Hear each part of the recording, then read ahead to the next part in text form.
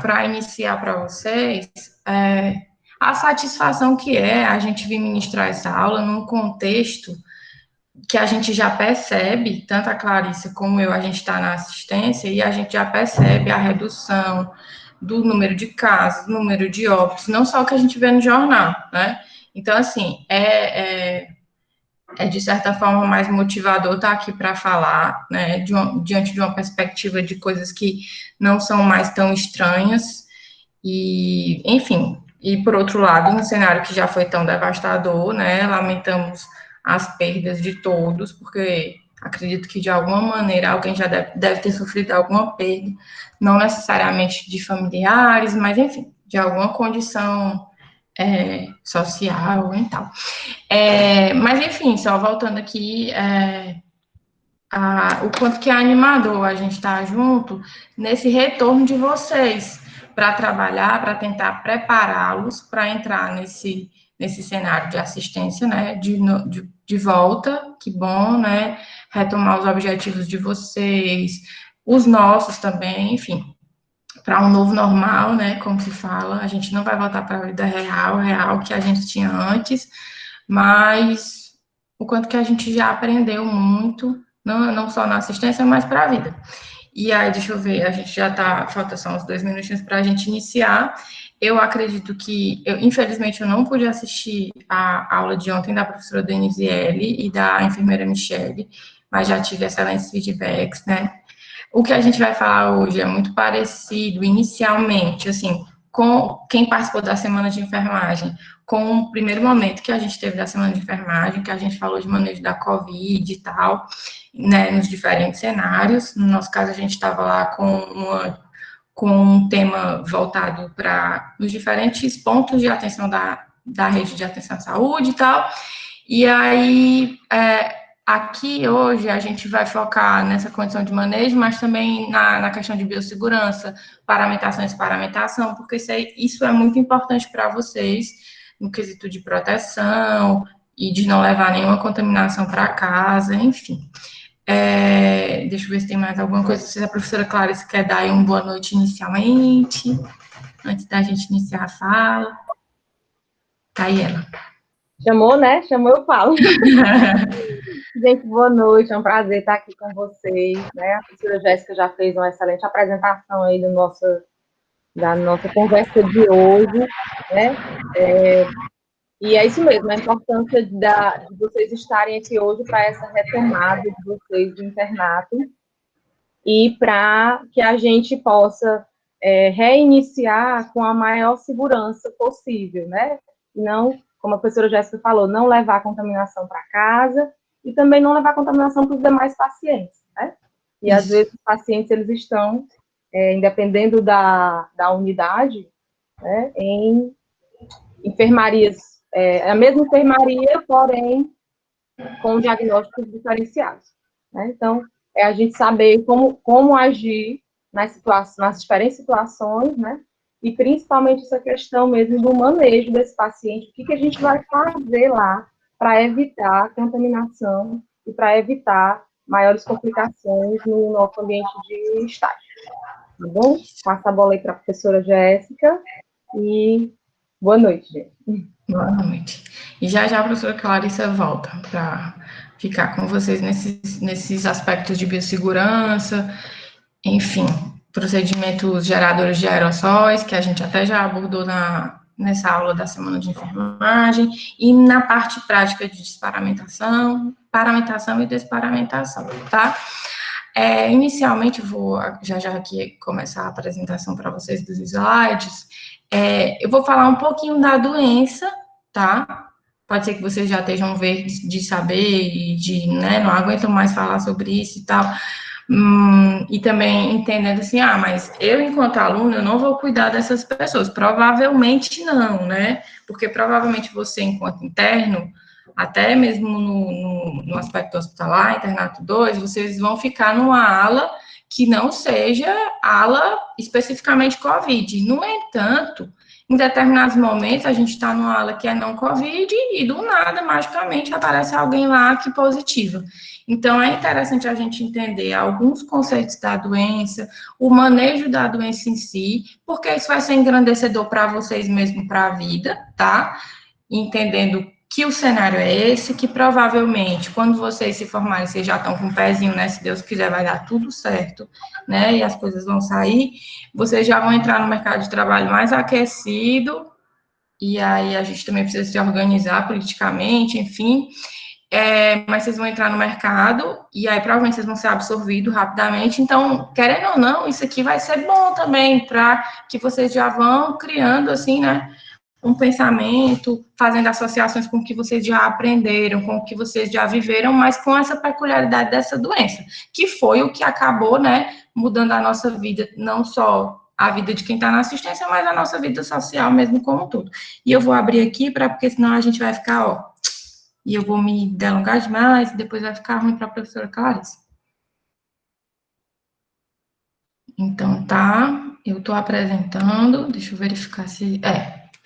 Tá começando a abrir. Qualquer coisa, vocês podem ir dando feedback aí no chat, que de vez em quando a gente vai lendo. Obrigada, Ana Beatriz, pela gentileza, minha querida. E boa noite a todos. Vamos lá, tá? Acho que vocês estão vendo aí a apresentação. Deixa eu ver se eu consigo tirar isso daqui. Vamos lá. E aí eu ressalto para vocês que agora eu não estou vendo janela, acho que vocês sabem disso, né? Mas eu não estou vendo mais a janela do Meet, eu só estou vendo a minha apresentação aqui na tela. Então, se for alguma coisa, sei lá, perdi o áudio, o slide parou de apresentar, alguém abre o microfone para referir para mim, porque eu não estou tendo essa visualização, certo? Então, a nossa aula, a nossa conversa, a nossa discussão, nosso web conferência, enfim, de hoje é intitulada Manejo da Covid-19 na Atenção Hospitalar e Alta Complexidade, e, além disso, a gente vai abordar também aspectos de biossegurança e uso adequado de EPI, paramentação e desparamentação, que isso é muito importante para vocês, tá? E aí, a aula que a gente vai ministrar junto, eu e a professora Clarice. Então, aqui, Sônia, eu sempre gosto, se vocês tiverem visto lá, semana de enfermagem, tá bem parecido, mas eu acho muito bacana colocar aqui para vocês, só para a gente se situar. Ontem, vocês estavam falando muito desse cunho da unidade básica de saúde, e aí, para a gente entender, para o aluno entender e relembrar que a gente vive num modelo de rede de atenção e que tem vários pontos de atenção. O que é que eu quero ressaltar aqui?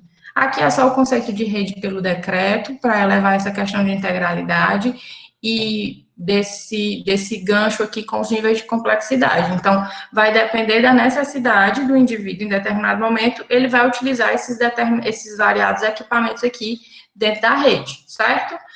Agora, a gente vai se deter nesse ponto de atenção aqui, que é o hospital, que ele é um ponto de atenção, mas também é um componente de várias redes temáticas, mas que é um ponto de atenção que dentro dele pode haver vários outros pontos. Por exemplo, quando eu falo que o indivíduo vai estar no enfermaria, ele está tendo uma determinada necessidade baseada numa complexidade de cuidado. Se ele já precisa evoluir, prosseguir, né, para um nível de complexidade maior, né, crescente, e ele precisa ir para uma UTI, ele já está indo, né, para outro ponto de atenção, digamos assim. E cada ponto de atenção desse diferenciado vai vai ter uma oferta adequada para a demanda do indivíduo. Então, pode ser que tenha um cunho ambulatorial, eu não estou falando só para COVID, tá? Ambulatório de especialidade, enfim, a partir de exames. Então, a gente consegue identificar vários pontos de atenção dentro dessa instituição hospitalar, tá? E aqui só para lembrar da UPA como um ponto de atenção de cuidados transitórios, né, que a gente vai sair provavelmente daqui e vir para cá por meio da UPA, ou a UPA como a porta de entrada, certo? Só para lembrar isso para vocês. Deixa eu ver, eu passei, mas não passou. Só a minha certinho.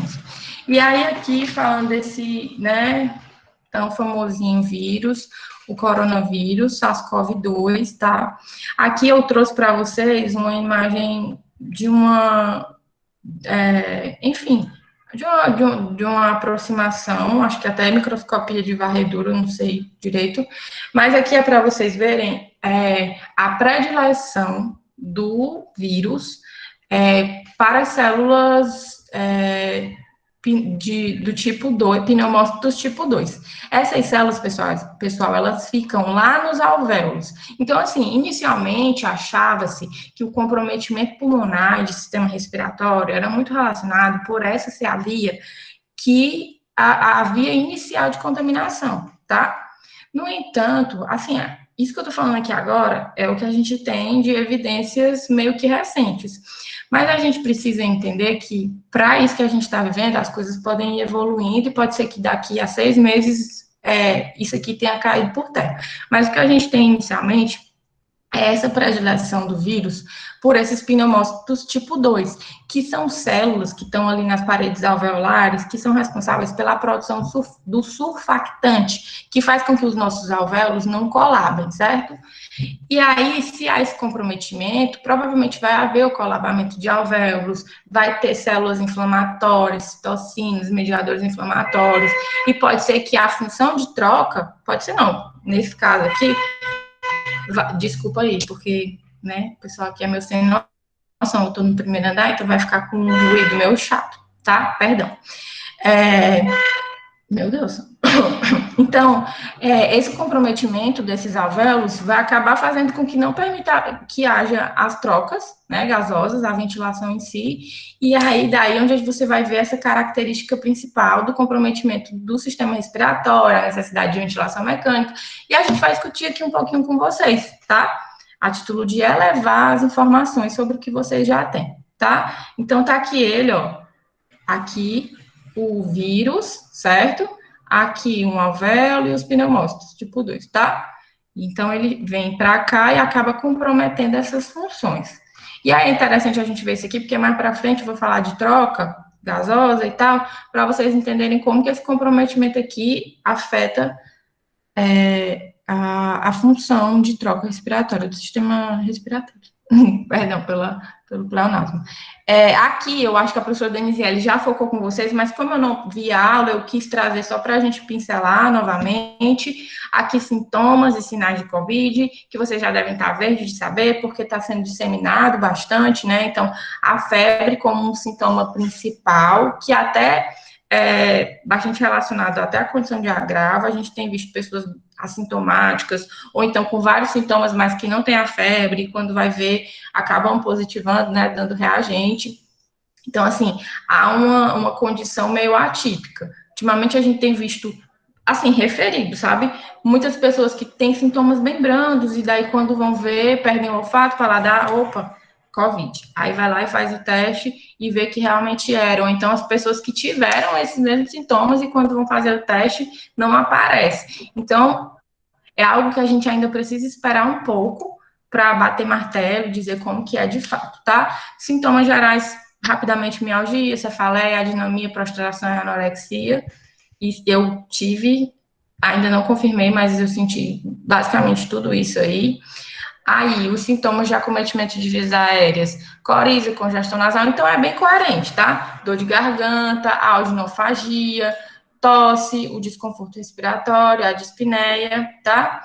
Aí, aquela questão que a gente escuta muito falar, a anosmia e a hiposmia, ou então a digelsia, tá? Que eu acho que a professora Denisiele referiu para vocês ontem. Aí pode haver também sintomas gastrointestinais, e aí acho que vocês já devem ter escutado falar, algumas pessoas que tiveram e acabaram também apresentando diarreia, vômitos, e aqui outras alterações dermatológicas que não são tão comuns, tá? E aqui que eu queria focar para vocês, sinais de alerta, porque pode ser que vocês estejam com um paciente que está com outra condição. Por exemplo, a instituição que eu trabalho, ela é referência para trauma. Então, às vezes, na unidade COVID dessa referida instituição, a gente recebe pacientes que vieram de outras unidades, que estão tratando outras condições, na maioria das vezes traumatológicas, por ser referência de trauma, e aí a gente acaba recebendo pacientes como esse, que acabaram positivando para a COVID, mas que o tratamento inicial era para outra coisa, tá? Então, é interessante, quando vocês estiverem lá na prática, vocês ficarem ligados nessas condições. complicações. Então, o paciente está apresentando dispneia, desconforto respiratório, dor torácica, investigar se não teve contato, se ninguém da família também teve. Às vezes, os profissionais estão trabalhando em ritmo tão frenético, prestando atenção em outras coisas, e vocês podem também ser uma luzinha, né, nesse sentido. Aqui, eu trago só alguns aspectos que são relevantes da gente, enfim, atentar quando a gente está admitindo um paciente no hospital. Aqui, no caso, pensando no paciente com a COVID, tá? Essa condição de preparar o leito adequadamente, de acordo com o que você sabe sobre o paciente. Mas eu sei que é COVID. Então, pessoal, dependendo do setor que ele está, se é uma enfermaria, e também dependendo do protocolo da instituição, que aqui vocês, né, são vários, e cada um de várias instituições, a gente vai ter protocolos diferenciados. Se eu estou na enfermaria e eu disponho de ventiladores, então pode ser que vão colocar lá no protocolo para montar o leito com ventiladores mecânicos, enfim. Mas dentro do serviço de terapia intensiva, é fato que a gente vai ter que deixar o ventiladorzinho montado e a gente vai falar só um pouquinho mais para frente de ventilador, tá? E aí, nesse sentido, vale a pena ficar ligado nas questões de checar equipamentos, não só os equipamentos do leito, mas os equipamentos que vão te dar uma retaguarda. Por exemplo, laringoscópio, saber se as luzes estão acendendo, se a gente tem pilha extra, se o nosso desfibrilador está funcionando, se a gente tem tubo suficiente dentro do carro de parada, que é algo que a gente tem que fazer rotineiramente quando a gente vai entrar no plantão, independente de ser unidade COVID ou não. Só que graças a Deus, as coisas têm abrandado bastante, mas quando a gente estava no fogo, num negócio bem pesado, muitas vezes a gente não conseguia ter nenhuma lâmina. Claro que a gente não ia entubar o paciente com a mesma lâmina, mas ficava ali um desesperozinho para tentar achar outras lâminas para que a gente pudesse laringoscopar o paciente para entubar, né, o colega médico. E essa parte de equipamento, de material, de gerenciamento disso tudo, é muito nosso, tá? E numa condição como essa, assim, dentro da terapia intensiva, a gente já tinha muito essa visão além, porque os nossos pacientes são muito instáveis e tal. Mas ficou uma lição, acho que para toda a classe, assim, de profissionais de saúde, o quanto que a gente precisa se preparar para condições de agravo, porque o paciente com essas características, o paciente com a COVID, né, que necessita desse tipo de complexidade de atendimento, ele agrava de uma maneira muito rápida. Então, assim, é até um pouco inexplicável, a gente ainda vai esperar para entender bem direitinho. Já temos algumas, enfim, evidências, mas é uma labilidade muito grande. Então, a gente precisa também se munir das nossas possibilidades, tá? De equipamentos e tal. Aqui eu referi essa condição de permeabilidade das vias aéreas, porque a gente precisa fazer uma associação. Então, nesse leito, eu tenho que ter uma máscara reservatório lá, né, direitinho, eu tenho que estar com o meu ventilador adequado, eu tenho que estar com a condição de pontos de oxigenoterapia funcionantes, levar em consideração pelo fato da característica da doença, certo? Aqui também eu tinha feito essa referência sobre o ECG, no momento que a gente estava vivendo aquele senso, contrassenso do uso ou não uso da hidroxicloroquina e da cloroquina, que vocês vão ver mais na frente no protocolo aqui do governo do estado, que hoje em dia ele já é contraindicado, mas eu cheguei a trabalhar, acho que a professora Clarice também chegou a trabalhar com o uso, a administração, né, com as prescrições desse tipo de medicamento, e aí o risco de aumento do intervalo QT lá no ECG, tá, que predispõe a arritmias. Então, um paciente que fazia uso desse tipo de droga, a gente tinha que ficar monitorizando ECG, enfim. O que não quer dizer que a gente não vai mais ficar ligado nessa condição, porque a gente não está mais usando hidroxicloroquina e tal. Não necessariamente, porque a gente também, quando a gente lembra lá dos grupos de risco, enfim, pacientes com determinadas comorbidades, inclusive doenças cardiovasculares e tal, eles são grupo de risco. Então, na maioria das vezes, a gente vai receber pessoas com acometimentos pré-existentes, tá? Então, essa verificação, essa vigilância também vai fazer parte, tá? Ou então, o agravamento do paciente é tão significativo que ele pode desenvolver distúrbios cardiovasculares em decorrência do quadro de instabilidade crítico que ele tá? Em relação aos exames diagnósticos, né, tem os casos suspeitos, que eu também acredito que foi falado, porque quando a gente estava lá na semana de enfermagem, a professora Denise ela abordou isso muito bem. E aí aqui eu trago novamente só para a gente fazer referência aos dois tipos de exame, que quando a gente falar em PCR, que é RT-PCR, que é de real time, que é em tempo real, vocês lembrem que esse exame ele vai dizer sobre a detecção do vírus em tempo real, tá? Então, provavelmente, se eu fizer com muito tempo de doença, eu não vou mais detectar esse vírus, tá? E aí, a indicação é a partir do quinto dia, tem alguma literatura, algum protocolo que vai falar terceiro, mas entre o terceiro e quinto dia é um período adequado para a gente conseguir verificar isso. Terceiro e quinto dia do início dos sintomas, tá? Aí, temos os testes rápidos também, e que aí a indicação é a partir de 7 dias, porque aqui a gente vai ver, a gente não vai detectar o vírus, e sim um anticorpo, que a gente se defendeu ou está se defendendo, e aí o nosso corpo vai criar essa imunidade. Mas aí também já tem alguns estudos que referem que tem pessoas que podem nem precisar desse nível de produção de anticorpos e tal, que o nível anterior, lá, a imunidade humoral, enfim, acaba dando conta de debelar, e por isso que você não vê no teste rápido. Mas aí é coisa, assim, para a gente esperar artigo científico nessas Lancets, enfim, nessas revistas de alto impacto. Aí, só para concluir o raciocínio. Então, RT-PCR, detecção do vírus em tempo real. Então, vocês podem até ver isso lá dentro do hospital, porque vai ser o mais comum se o paciente está agudizado. Enfim, ele veio, começou com sintomas em casa, e aí, no passado, ficava muito nesse negócio de fica em casa, e as pessoas acabavam chegando mais graves. E aí, os protocolos foram mudando, e aí, pacientes que são grupos de risco, paciente assim, assim, assado, tem esse tipo de sintoma lá, os sinais de alerta, dispneia, enfim, os sintomas respiratórios, dor no peito e tal, acaba que esses têm indicação de procurar logo, sim, o serviço, né, de saúde, para que a gente consiga atuar de uma maneira mais rápida. Então, pode ser que vocês, enfim, recebam o paciente e que ele apresente esses sintomas, e aí a indicação vai ser do RT-PCR.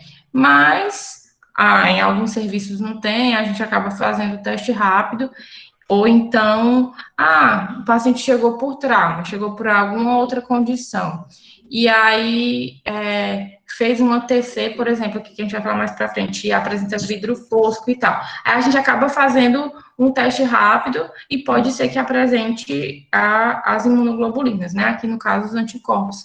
E aí o IgM, sobre uma infecção que ainda está ali em curso, o corpo ainda está tentando resolver, e o IgG já é uma imunoglobulina, né, um anticorpo de memória, digamos assim, tá? Aí, que mais? Os exames laboratoriais, até eu coloquei aqui um printzinho do protocolo de manejo do governo do estado. Então, aqui são os exames que vocês vão ver de uma maneira mais cotidiana para esses pacientes, tá? Geralmente, o protocolo da instituição vai já ter ali para o laboratório, eles sabem que eles têm que colher tal, para todos os pacientes que estão internados, certo?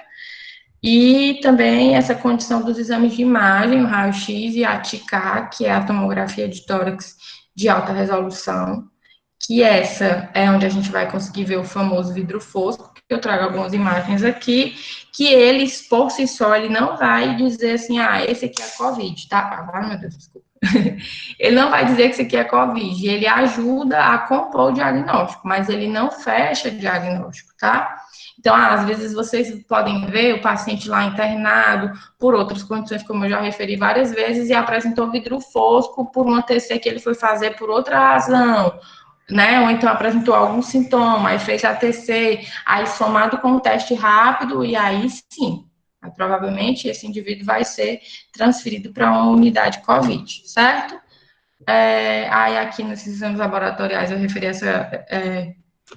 esses aqui, que a maioria deles estão aqui incluídos, função renal, que acaba ficando prejudicada, é um paciente que agrava muito rápido, então tem uma deterioração, e a gente precisa ficar dando seguimento e verificação né, nesse sistema, né, nessa função renal. Aqui eu trouxe não é uma TC de tórax, esqueci até de ajeitar novamente, cometi o mesmo erro da anterior, é um raio-x de tórax, e aí vocês podem perceber opacidades bilaterais aqui, ó, certo?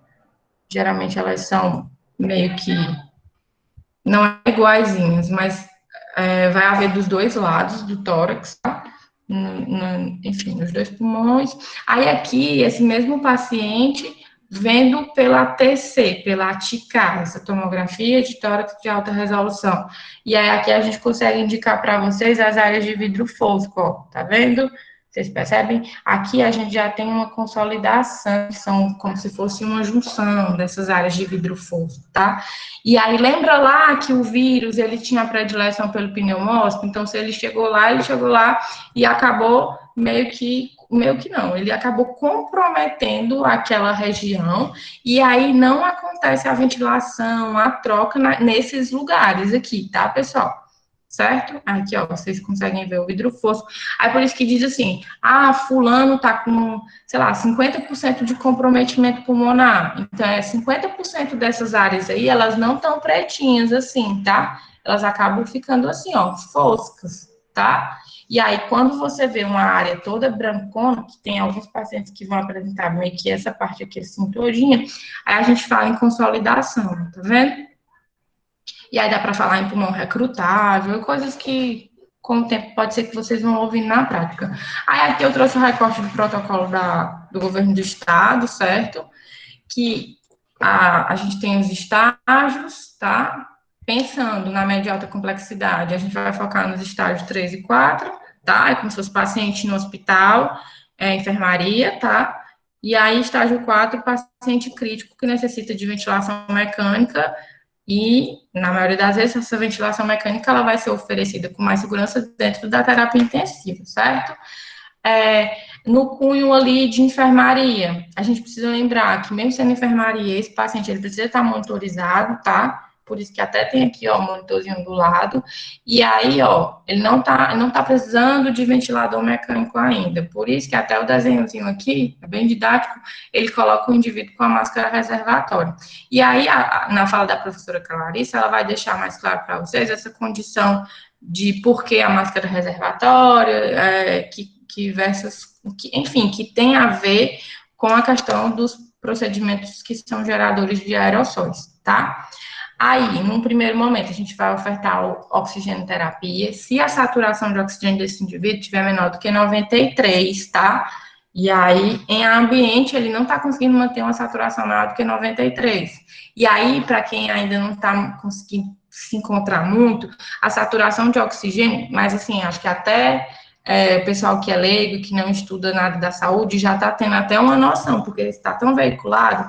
Então, assim, o oxigênio ele é carreado lá pela hemoglobina. Então, esse aparelhinho, ele vai meio que fazer uma porcentagem de quais são as hemoglobinas que estão carreadas com oxigênio, tá? E quais as que não, certo? Então, se eu não estou conseguindo fazer a troca, eu não estou conseguindo oxigenar o meu sangue. Então, vai acabar que vai haver uma queda dessa porcentagem, né? Dessa saturação de oxigênio nas hemoglobinas no sangue, tá? E aí, eu vou mostrar o protocolo em seguida para vocês. Essa questão de colher a gasometria arterial quando o paciente estiver em uso de oxigênio, para a gente ir verificando essa condição dos gases, e aí a gente vai fazendo alguns cálculos e verificando como é que está o índice de oxigenação desse indivíduo, fazendo enfim, uma comparação com a porcentagem de oxigênio que ele está recebendo e com a pressão de oxigênio que ele está apresentando no sangue, tá? O que mais? Em caso de má resposta ou piora, vai haver a indicação da intubação orotraqueal. Pode haver a intubação dentro da enfermaria, tá? No entanto, esse indivíduo vai ser referenciado para uma UTI ou até uma SEMI, enfim, vai depender muito de quais são, enfim, os equipamentos que a instituição tem. Agora a gente está conseguindo dar uma respirada. Então, provavelmente, vocês vão entrar no cenário que não está tão apavorante, tá, pessoal? E aí a gente está aqui também para tentar tranquilizá-los, tá?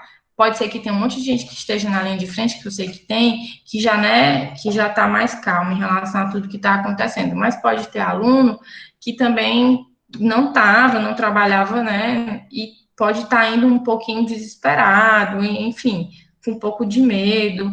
E para isso é bom ficar bem atento nas condições de paramentação e desparamentação, tá? E agora, pessoal, o cenário está mais tranquilizador, porque as pessoas já aprenderam a trabalhar com esse tipo de paciente. Então, tinha muito um cunho emocional de desconhecido, mas agora a gente já tem uma certa segurança e provavelmente os profissionais que estão lá, eles vão conseguir transmitir isso para vocês, tá certo?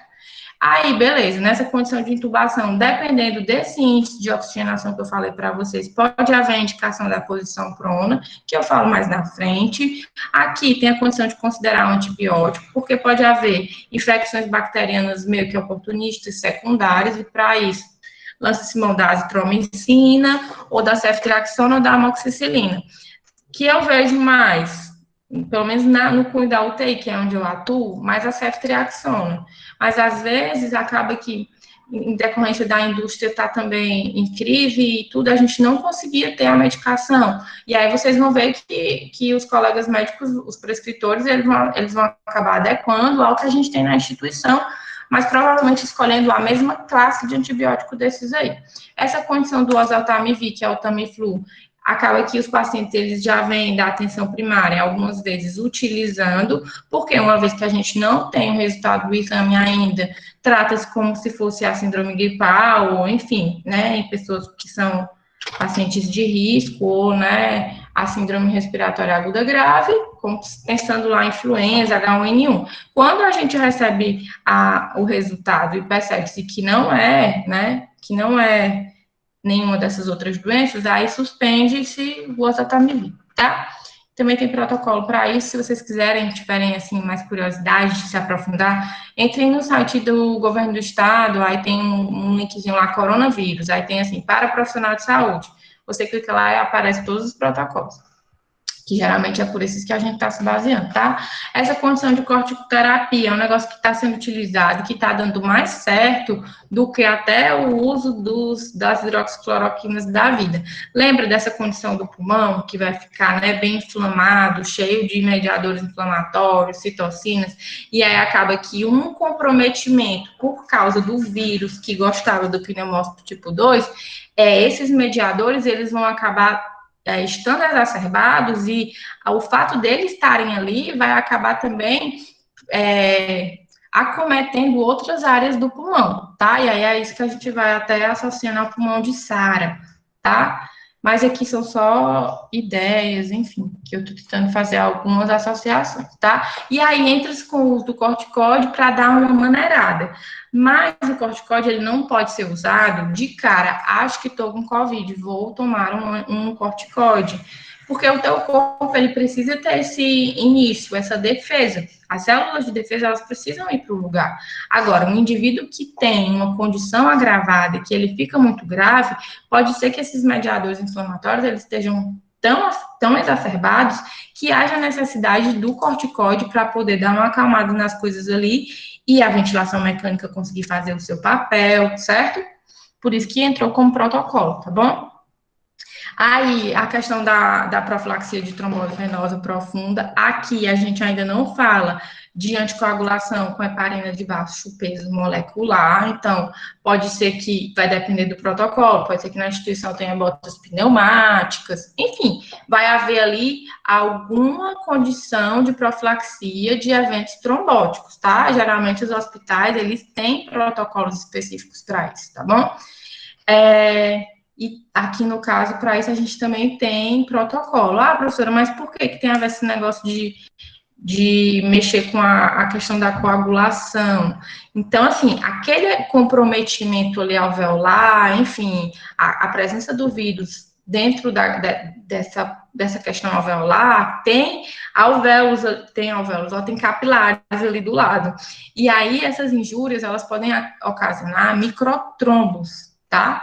E esses microtrombos, em determinados momentos, dependendo do nível de comprometimento, eles podem virar coágulos, eles podem virar, né, trombos maiores. E aí um paciente como esse, ele pode ter uma TEP, ele pode ter uma coagulação intravascular disseminada, enfim, algo que seja mais sistêmico. E para isso, a gente precisa fazer essa vigilância dessa condição de coagulação. E aí, lá nos exames laboratoriais, geralmente vocês vão ver dedímero, TAP, TTPA, que são exames que vão fazer esse levantamento dessas funções, tá certo?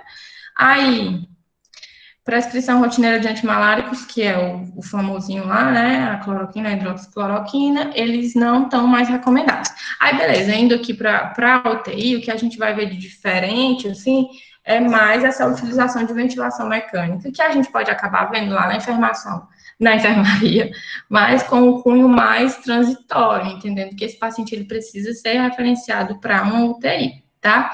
E aí a gente se reinventou muito, pessoal, nesse meio tempo, enfermarias foram transformadas em UTIs, vocês viram em hospitais de campanha, não só na questão da rede pública, mas na particular também, tá?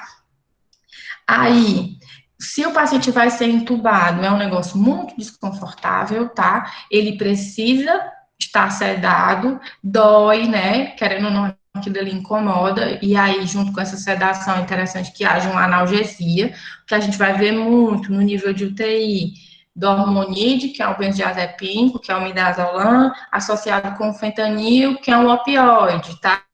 Então, ele vai segurar, e esse opioide é tão forte que ele até promove uma sedação leve. No entanto, às vezes acaba, e aí a gente vai lançando mão de outras coisas, e existem vários outros tipos de sedativos. Além disso, quando a gente fala bloqueio neuromuscular, são medicações que vão paralisar essa condição aqui, vai paralisar tudo, tá? Mas o interesse nesse caso é que paralisa essa musculatura, para poder a ventilação fazer o efeito que a gente precisa. Porque dependendo de como esteja o sensório do paciente, ele vai acabar brigando com o ventilador, e aí vão ter as ditas assincronias, e aí a ventilação ela não vai fazer o papel que ela deveria, e ela pode até ocasionar injúrias, tá? Nesse tecido pulmonar, enfim, e não acabar não ventilando como deveria. E aí lança-se mão do bloqueador, que aí a gente tem vários, pode ser que vocês vejam aí, eu não sei qual os setores que vocês vão rodar, tá? Mas aí a gente tem pancurônio, rocurônio, cisatracúrio, enfim, vários tipos de bloqueadores, que aí o paciente pode ficar fazendo uso de infusão contínua, para poder manter esse bloqueio, até as coisas irem se organizando ali, tá? E aí a gente conseguir ir desmamando esses medicamentos. Aí, considerar a manobra de resgate de hipoxemia refratária, que aí é a titulação da PIP, que é algo que é bem específico, assim, dos profissionais da fisioterapia, mas que a gente pode se apropriar, sim. A PIP é uma pressão expiratória final, é como se fosse uma pressão que mantém os alvéolos abertinhos, tá? E aí, quando a gente acaba entubando o paciente, a gente perde espaço morto, e enfim, pode haver o comprometimento da PIP, então, quando o paciente está em ventilação, ele precisa que a gente mantenha esses valores de PIP. E aí, a posição prona, que eu vou falar mais para frente, aqui também é a mesma coisa em relação ao corticoide, tá? E aqui ele traz até a imagenzinha aqui, ó, desse pulmão meio lesionado, né? Enfim, com esses mecanismos de inflamação bem exacerbados, e acaba que o alvéolo, ó, ele tá bem comprometido, e aí o oxigênio, ele não vai conseguir passar por essas camadas aqui, ó, todas inflamadas, edemaciadas, tá? Aqui, já muda, que vocês vão ver mais o paciente com anticoagulação, com heparina de baixo peso molecular, que na maioria das vezes, vai ser a enoxaparina. Agora, se o paciente tiver alguma condição de sangramento, enfim, tiver alguma peculiaridade específica, pode ser que essa anticoagulação esteja contraindicada, tá certo? Deixa eu passar para a gente não se prolongar muito.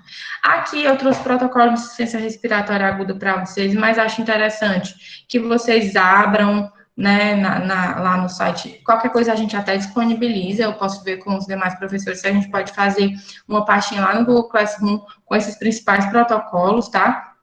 Aqui, aquele negócio que eu estava referindo para vocês, ó. Paciente com saturação menor do que 93 em ar ambiente, ou maior do que 93, ele não tem indicação de oxigênio. Aí ele segue sendo observado com aqueles procedimentos que a gente referiu anteriormente, imagens laboratoriais. Aí, se ele está contigo em ambiente, a saturação dele começa a cair no nível abaixo de 93, a gente inicia uma oxigenoterapia aqui pelo protocolo com catéter nasal, tá? Porque o fluxo não é tão alto e aí ele não tem tanto risco de aerosolização, porque eu não quero entrar na fala da professora Clarice, tá? E aí, aqui ele refere a quantidade de litros, até no máximo 5 litros, certo? E aí, sempre, ó, a gente vem para cá e fica fazendo as avaliações e tal. O paciente continua progredindo em piora, né? No caso, deteriorando. Saturação caiu mais em ambiente. Caiu mais não, porque se a gente tivesse visto isso daqui, a gente já teria lançado uma oxigenoterapia, mas ele chegou para ti assim, em ambiente. A gente não vai escolher o cateter nasal, a gente vai escolher a máscara reservatória, tá? Que é aquela máscara que ela não tem aqueles buraquinhos que nem a máscara de Venturi. Ela até tem, mas ele tem uma membraninha. É para ter, tá? E aí ele tem aquela bolsinha que fica insuflada, né? E ela precisa estar insuflada para dizer que eu estou dando a fração de oxigênio de 100%, que a gente não consegue dar 100%, a gente dá mais ou menos 80%. E aí, na ausência dessa, a gente faz a máscara de Venturi sem umidificação, sabendo que vai haver um risco maior para aerosolização. E aí, se o paciente está sem oximetria ou sinal ruim e apresenta cianose central, aí você vai observar isso, né? Ou então, se a frequência respiratória dele está maior do que 35, aí você também vem para essa mesma conduta, certo? Agora, se o paciente já está para ti com sinais claros de fadiga, está utilizando musculatura respiratória, musculatura acessória, né? Você consegue perceber que tiragem costal, ele está fadigado, né? Que a gente chama, isso indica a intubação, certo? E aí, aqui é a primeira metade da página do protocolo e aqui é a segunda metade, certo? Eu fico botando a mão, mas eu tenho que botar a certa. Aqui, ó, essa parte aqui tá aqui nessa outra página, tá? Ó, tá aqui, ó, tá? Então, eu fiz essas coisas aqui, né, lá de cima, fiquei avaliando e o paciente ficou, né, teve uma melhora, aumentou a saturação, enfim. Aí a gente vai manter em isolamento na enfermaria e vai manter as condutas que a gente tinha falado anteriormente. E aqui outros parâmetros que vocês vão ver pela grade que também indicam que o paciente está estável. E aí, caso eu tenha feito essas manobras e ele continue com a saturação menor do que 93, com a pressão parcial de oxigênio menor do que 65, que isso aqui você vai ver pela gasometria, com ou sem hipercapnia? Porque a hipercapnia, professora, é quando o indivíduo ele tem uma quantidade elevada de CO2 na corrente sanguínea, então uma pressão parcial de CO2 elevada, tá? Porque ele não está conseguindo nem botar o CO2 para fora, que dirá o O2 para dentro, tá? Aí uma frequência maior do que 30, uma piora clínica, aí aqui, ó, indicação de intubação e que ele vai para UTI. E aí, se eu fiz aquelas coisas aqui de cima, continuei avaliando e apareceu isso aqui também, o paciente tem indicação de intubação, ventilação mecânica e UTI, tá? Rapidamente, nesse contexto de pandemia, várias coisas foram acontecendo, vários documentos foram sendo criados. E em maio, um dia desse, saiu uma resolução pelo COFEN 639, que vai falar sobre o manejo do enfermeiro dessa condição de ventilação mecânica, tá? Então, ó, dispõe sobre as competências do enfermeiro no cuidado das pacientes em ventilação mecânica no ambiente extra e intra-hospitalar. Porque acaba que, como a gente tem uma equipe multiprofissional, se o nosso conselho, enfim, não dá uma diretriz, não dá uma determinação, fica muito aquela coisa, o que é meu, o que é do outro, tá? No entanto, essa resolução, ela vai falar muito no contexto da equipe de enfermagem. Pode ser que procedimentos que a gente veja aqui, você também vai ver na mão de outro profissional, tá? O que é que fica pra gente? É que também é nosso, que a gente também tem responsabilidade em cima disso, certo? Então, não é porque o paciente está em ventilação mecânica que, pronto, essa parte não é minha, é do fisioterapeuta, é do médico. Não, pessoal, pelo contrário. Por isso que eu estou aqui falando para vocês, tá? Para que vocês também se apropriem disso. Quando eu estava na graduação, eu saí sem entender muito bem essas condições de ventilação. Isso é algo diferenciado para essa leva que a gente está tendo de novos profissionais, porque vocês já vão sair com a expertise interessante nesses aspectos. Então, aqui é um ventilador mecânico, tá? A gente vai ter um ramo INS, um ramo ins, tá? Um azulzinho e um ramo ex. Esse ventilador aqui a gente nunca vi aqui no Ceará, esse modelo, tá? Mas eu achei a figura didática, porque aqui refere, né, tudo direitinho, o Y, e aqui como se fosse o pulmão do paciente, certo? Aqui tem um tipo de umidificação que na COVID a gente não usa, tá? Que é ativa, a gente usa umidificação passiva, que é com filtros, que a professora Clarice também vai referir. Se eu deixar, né, que eu fico falando demais. Aí aqui são os últimos ventiladores que a gente recebeu do governo do estado, mas graças a Deus, ó, notícia boa, na instituição que eu trabalho, que é municipal, a gente já teve esses ventiladores, eles já foram recolhidos, porque agora eles estão sendo enviados para o interior e tal, e a gente voltou a utilizar os ventiladores que a gente tinha, né? Não os que a gente tinha antes da pandemia, mas os que a gente recebeu anteriormente, porque eles estão dando conta, a gente está fechando unidades, tá? Então, as coisas estão sendo redistribuídas para os lugares que têm realmente necessidade. Aí, ainda continuando nessa resolução, ele refere no artigo 1, né, nessa condição de cuidar de enfermagem ao paciente em ventilação mecânica, que aqui, ó, só para pincelar, a questão da montagem, testagem e instalação de aparelhos de ventilação, que é uma competência do enfermeiro, dentro, ó, ele refere aqui, ó, dentro da equipe de enfermagem. O que não quer dizer que outros profissionais possam montar também, tá? Não é que seja privativo do enfermeiro no âmbito multiprofissional. Não, tá? Mas saiba que provavelmente isso vai estar para ti lá. E isso é bom, pessoal, a gente entender como que o ventilador funciona, a gente montar, a gente não gerencia equipamento, então isso é nosso sim, certo? Aí, que mais? No contexto do processo de enfermagem, a competência do enfermeiro, a monitorização, a checagem de alarmes, os ajustes iniciais que eu vou mostrar aqui para vocês e o manejo dos parâmetros. Não é só a gente anotar parâmetros, tá? Acaba que a gente tem muitas funções dentro da equipe. E algumas vezes a gente vai deixar meio que na mão do colega fisioterapeuta mesmo, porque o fisioterapeuta está lá, ele tem um tempo para se dedicar, digamos assim, tá?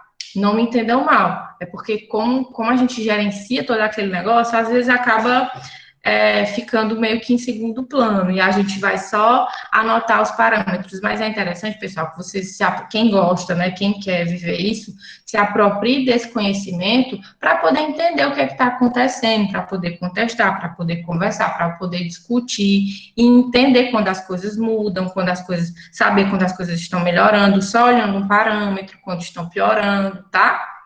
E aí, esse manejo, ele também é nosso, né? Como que a gente vai parametrizar alarmes. Mas a resolução, ela já refere aqui, ó, que essa condição de ajuste inicial e de manejo dos parâmetros é como se fosse em acordo com a coordenação médica, né? Com a equipe médica também. Então, a gente não vai fazer. Dentro de um contexto de paciente crítico, de paciente de enfermaria, pessoal, a gente não faz nada só. Assim como os outros profissionais também não fazem nada só, tá?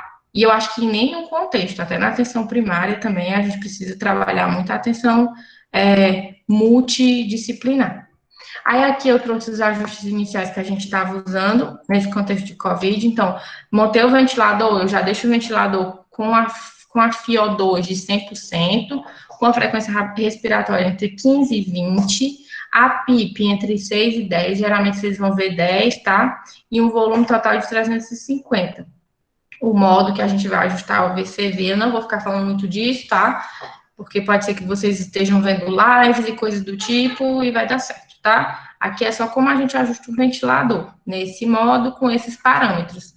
Porque a gente não sabe como o paciente vai chegar, então a gente está dando meio que o máximo que o ventilador consegue oferecer para o indivíduo, tá?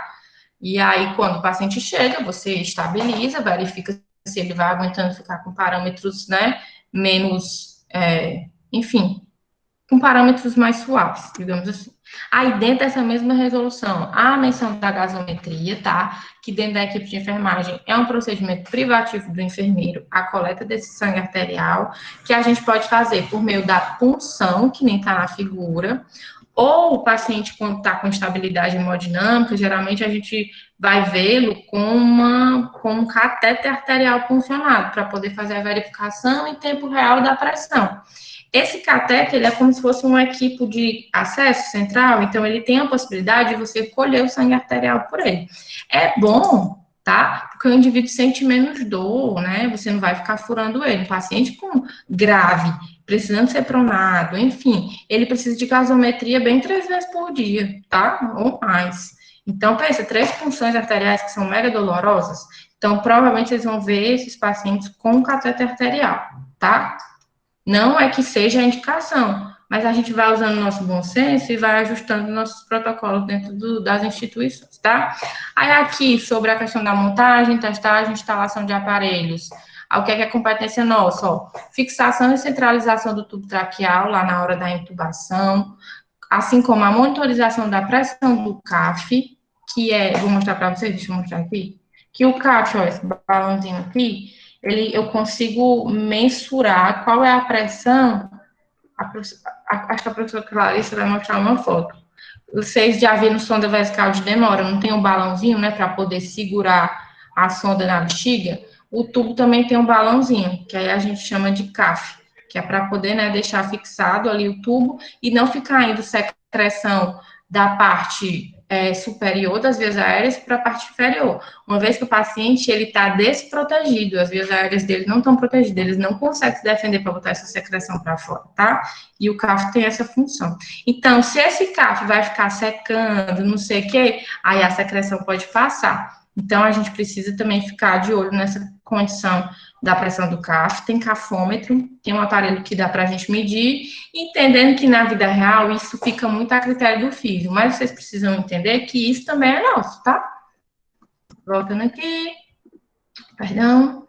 E aí, aqui a pressão, só para dizer para vocês qual é a pressão ideal, né? A pressão de perfusão sanguínea dentro da mucosa, lá na mucosa da traqueia, é 25, entre 25 e 35. Então, a pressão do CAF, ela não deve passar disso aqui, cadê minha seta? 20 a 30. Porque se eu tiver com o CAF muito insuflado, eu vou estar colabando os capilares dessa mucosa, e aí posso lesionar. E, por outro lado, se eu tiver com o CAF muito seco, vai passar a secreção que eu falei para vocês. Aí, a avaliação da necessidade de aspiração também é nosso. A gente não precisa ficar esperando pelos outros colegas para aspirar. Se a gente percebe a necessidade, é um procedimento que também entra como cuidado de enfermagem, certo? E aí, aqui também coloquei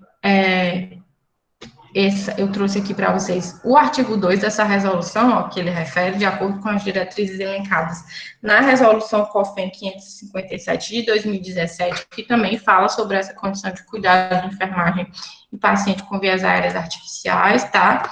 Aqui no caso do tubo, ó, deverão ter suas vias aéreas privativamente aspiradas por profissional enfermeiro, conforme dispõe a lei do exercício profissional da enfermagem. Então, só quero deixar claro para vocês que aspirar é um procedimento de enfermagem também, tá? Aí tem mais, realização e operação dos cuidados em relação ao orifício da traqueostomia e a integridade da pele periostomal, também é uma responsabilidade nossa, tá, pessoal? Aí aqui eu trouxe essa imagem para vocês, né, visualizarem o que eu estou falando. Essa fixação é ótima, a gente tem no serviço público ela, tá, pessoal? Aqui são plaquinhas de hidrocoloide, que aí tendem a lesionar bem menos essa região aqui quando a gente fixava com o esparadrapo, e é mais seguro, porque eu tenho um trilho aqui, eu consigo mudar o tubo para uma rima labial, para outro lado, né, outra rima labial, ficar no centro, a gente consegue reposicionar o tubo só abrindo aqui esse adesivo e manter a mesma fixação, então é bem melhor. Aí aqui, só para vocês verem que o tubo, ele tem, enfim, é como se ele fosse centimetrado e a gente consegue fazer o controle para saber se esse tubo entrou mais ou se ele está exteriorizado, então a gente também pode ficar ligado nisso, certo? Aí aqui falando sobre higiene bucal, tá, pessoal? Porque isso entra dentro de um dos protocolos de prevenção de pneumonia associada à ventilação mecânica, não é porque a gente está tratando, né, cuidando de um paciente com a COVID, que a gente fica tão, assim, emocionalmente abalado, que no começo eu percebia que a equipe acabava esquecendo de alguns protocolos relacionados à prevenção de infecção, né, as IRAs. E aí a gente via o pessoal usando luva como segunda pele, sem lavar a mão, higienizava a luva, dentre outras coisas. E aí acho que os ânimos foram se acalmando e as pessoas foram entendendo que a gente precisa cuidar desses pacientes seguindo os mesmos protocolos, pensando em segurança do paciente, certo? E aí aqui Dentro dessa resolução atual, ele ainda faz essa menção da questão da higiene bucal, certo? Com as soluções antissépticas recomendadas, que no caso que a gente vai ver mais é a clorexidina 0,12%, tá? Para fazer a higiene oral. E aí tem algumas evidências sobre peróxido de oxigênio, mas a gente não consegue fazer a concentração indicada. Então, o que a gente vai ver mais é a clorexidina, certo? Aí aqui, participar da decisão, da realização ou a prescrição na equipe de enfermagem dos procedimentos relacionados à pronação. Vou falar para vocês, tá? Aí, tô acabando, pessoal, a minha fala, tá? Fica aí comigo.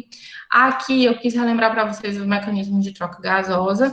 Lembra lá dos pneumócitos tipo 2, que o vírus tem a predileção? Então, eles ficam aqui nas paredes alveolares.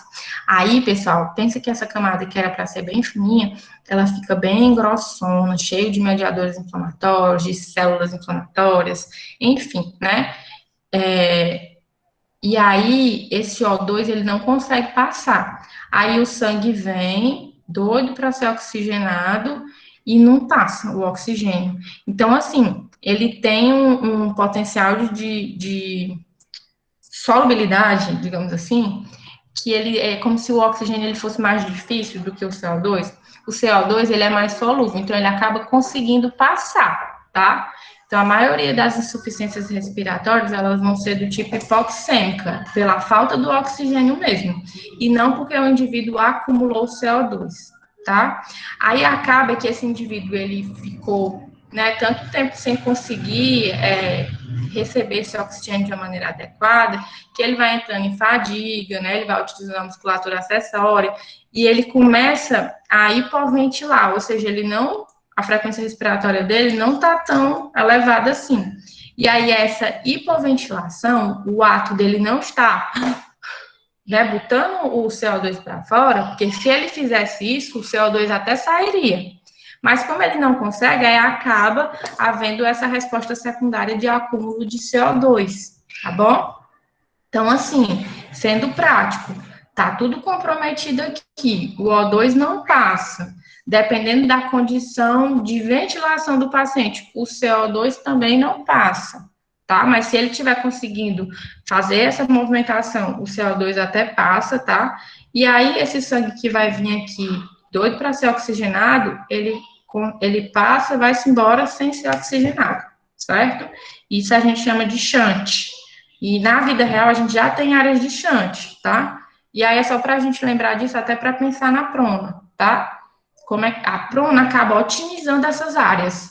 Tanto áreas que poderiam não estar bem perfundidas e estavam com alvéolos ok, ou áreas que estão até perfundidas e estão com alvéolos não ok, certo? E quando a gente prona o paciente, a gente otimiza isso. Que é o que eu vou falar agora aqui da prona, e pronto, aí eu vou me embora. Vou embora não, fica aqui. Tô brincando. Aí aqui, ó, por que pronar o paciente? Que tá até lá no protocolo de manejo do governo do estado, que eu mostrei o recortezinho para vocês. Então, antes desse negócio de Covid, a gente já tinha esse procedimento que era indicado para o paciente quando estava com pulmão de SARA, com comprometimento muito grande da condição respiratória, certo? E aí a ventilação não dava conta, e aí precisava, enfim. Aí as pessoas vão estudando e vão descobrindo outras opções. E aí a prona acaba melhorando a oxigenação, certo? Que ocorre em cerca de 70% a 80% dos pacientes com a síndrome do desconforto respiratório agudo. Aí, ó, quais são os mecanismos? Então, ela acaba, enfim, acarretando em diminuição dos fatores que contribuem para o colabamento dos alvéolos. Lembra, alvéolo colabado não vai haver ventilação. Então, quando eu prono, eu posso otimizar esse alvéolo e ele voltar a prestar, a funcionar. Aí, redistribuição da ventilação alveolar, tá? E a redistribuição da perfusão. É esse negócio. Pode ser que eu tenha alvéolos que não estão, que estão ok, mas não tem um capilar ali para ele, e pode ser que eu tenha capilares que estão ok, mas eu tô com um alvéolo que não está, né, prestando. Aí aqui eu também tirei do protocolo de prona do governo do estado, aqui uma foto para vocês entenderem como é isso, que é essa prona. O paciente ele fica deitado de bruços. E aí, pessoal, isso aqui é tudo muito nosso, sabe? Preparação desses coxins, e aí tem todo um protocolozinho de como que a gente vira, qual é o passo a passo, a gente envelopa o paciente, coloca o lençol em cima, o lençol embaixo, precisa de várias pessoas para fazer essa prona. Mas aqui, ó, pensando na indicação, quando esse paciente estiver com insuficiência respiratória moderada grave, que aqui ele descreve como SARA, mas para ficar mais fácil para vocês, e aí é o índice de oxigenação, que é a dita relação PaO2, FiO2, menor do que 150. Então, vocês vão ver muito esse parâmetro se vocês trabalharem com um paciente que vai pronar. Então, ele está com índice menor do que 150, bora pronar, para poder otimizar isso, tá? E ele conseguir oxigenar, tá bom?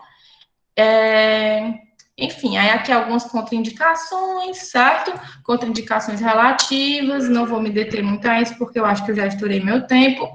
Aí tem também a possibilidade da gente fazer prona espontânea, o paciente, ele não está entubado, ele está usando uma máscara reservatória, e aí, por enquanto, ele ainda não tem indicação de intubação, lembra lá daquele protocolo que tem um quadradinho preto? Não tem ainda, mas a gente quer otimizar, aí a gente pode indicar que ele fique deitadinho de bruços, até pensando em evitar, em protelar uma intubação com cautela, pessoal. A gente tende a não querer intubar. Eu não intubo ninguém, né? Eu tô falando assim, enquanto equipe, a gente tenta protelar a intubação, porque sabe que é algo mais invasivo e tudo, mas a gente até teve um caso que ficou muito marcante, de um paciente que ele ficou se livrando do tubo, assim, durante mais de um mês. E aí, quando a gente foi fazer um ATC, porque ele estava conversando aqui sobre a condição dele, já estava negativo para Covid, não sei o quê, que foi ver o homem tinha 90% de comprometimento respiratório, não adiantava mais entubar ele, entendeu? E aí, infelizmente, esse paciente acabou falecendo, mas a gente também precisa ter cuidado, que acaba que a gente fica livrando ele de uma terapêutica e ele poderia ter se beneficiado em tempo hábil, certo? Aí essa prona espontânea aqui, ela tem uma duração menor. A prona, paciente já entubado, com esse índice de oxigenação abaixo de 150, ela dura de 16 a 18 horas. Então, tem um protocolo, a gente prona o paciente, e aí, de tanto em tanto tempo, que aqui ele refere a cada 6 horas, mas pode ser a cada 3 horas, a gente fica mudando essa posição dos braços. Deixa eu mostrar aqui, tá vendo, ó? Que aqui um braço está para cima, outro está para baixo, que é a posição do nadador. Aí a gente muda a posição dos braços e acompanha a cabeça, tá? E aí precisa de mais de uma pessoa para fazer isso. Além disso, a gente fica colhendo gasometria para poder acompanhar a resposta do paciente à posição prona, certo? Já falei. Aí aqui algumas condições que a gente vai voltar o paciente para a posição supina, então pronamos. E acabou que ele está tendo uma deterioração, ele está piorando, tá? Aqui eu estou só resumindo o que está aqui descrito, aí a gente diz prona, que é supina, na verdade, que a gente fala. E aí aqui, suspensão definitiva é quando há uma resposta insatisfatória à estratégia de prona, né? Há uma diminuição desse índice, ao invés dele melhorar, ele faz a diminuir, após 2 sessões de prona. Não teve melhora mesmo. Então, para esse paciente, a gente não vai mais proná-lo, tá? E uma melhora clínica sustentada, ou seja, ele teve um índice de oxigenação maior do que 150, com uma PIP até 10, uma FiO2 menor do que 60, em posição supina. Então, não vai precisar dessa prona novamente, tá? Aí, aqui, para finalizar a minha fala, que eu mantive nessa aula, acho interessante a gente lembrar das famílias, o quanto que eles fazem sentido dentro dessa condição de cuidado, tá? O paciente, ele fica triste, poxa, como é que ele vai conseguir imaginar as pessoas tão preocupadas? Será que alguém está contaminado também? Será que eu já tinha contaminado alguém? Então, a maioria das instituições, elas têm estratégias para conseguir fazer com que o paciente consiga se comunicar, dependendo da condição dele. Geralmente, o paciente entubado não vai se beneficiar disso aqui. Mas que a gente lembre disso e tenha mais sensibilidade na hora que a gente estiver cuidando, tá? E aí, pessoal, assim eu encerro a minha fala, que eu acho que deve ter sido muito prolongada, me perdoe, professora Clarissa, mas aí também me colocar à disposição para alguma dúvida. Enquanto a professora Clarissa estiver colocando os aspectos que ela acha relevante, eu vou olhar o chat e qualquer coisa já responder alguma coisa para vocês lá, tá? E, enfim, desejar bom retorno para vocês. Deixa eu diminuir aqui. Espero que dê tudo certo, que vocês se engrandeçam e cresçam cada vez mais. Para todos nós tem sido um aprendizado constante, e é isso. Eu vou ficar, professora Clarice, acaba que eu vou ficar, nem dá para eu ficar no chat, né? Porque eu vou ficar passando para ti. Exato. Viu? Mas é rapidinho, né? Os meus slides são bem menores. Então, mas pode ficar à vontade para falar o que. Eu vou desligar só meu microfone, tá? Peraí. Tudo certo, pessoal? Até aqui? Tudo bom, né? Tudo certo? Tá. Eu olho já direitinho.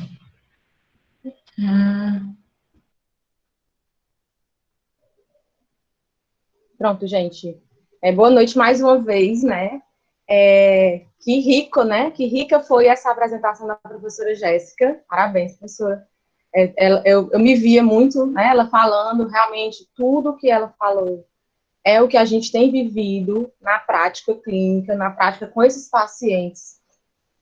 E esse sentimento de, de melhora dos pacientes, esse sentimento de que os pacientes estão diminuindo a chegada deles, isso é muito bom. A gente está começando realmente a ver enfermarias sendo desfeitas, UTIs sendo desfeitas, e isso, para quem está na assistência, é gratificante, né? Porque a gente está vendo que realmente a contaminação está diminuindo. Eu vou falar no final, né, da questão da paramentação e da desparamentação, que eu acho que é o que o pessoal mais, assim, está aí ansioso, né?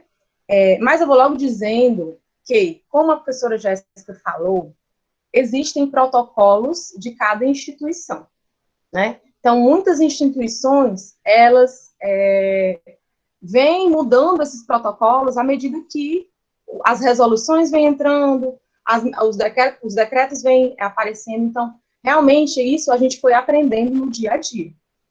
E pode ser que o que eu fale aqui não seja exatamente, né, a ordem correta, perfeita, do que você vai estar lá na sua instituição, já que a gente tem aqui estudantes de diversas instituições. Mas eu queria que vocês se atentassem, por quê? A gente vai dar dicas gerais, né? Dicas gerais. E aí, quando vocês estiverem lá na instituição, vocês com certeza vão ter acesso àquele protocolo exatamente igual. Quando eu chegar lá na paramentação, vocês vão entender, tá bom?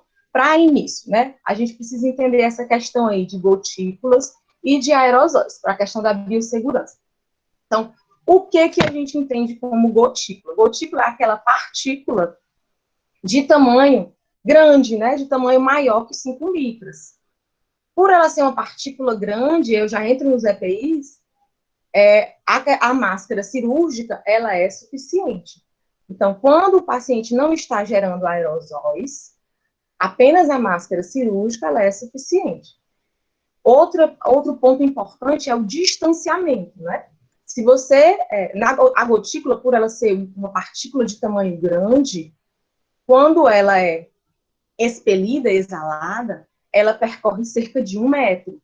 Então, esse distanciamento de 1 metro, ele é o ideal quando o procedimento não gera aerosóis, né? Somente gera gotículas. E essa gotícula, ela também só permanece no ar por cerca de alguns segundos, né? Então, ela rapidamente cai ao solo. Então, realmente, se o procedimento, se o local que você vai estar atuando, ele não tenha procedimentos geradores de aerosóis, e a gente já vai ver quais são os procedimentos geradores de aerosóis, apenas a máscara cirúrgica, ela é suficiente.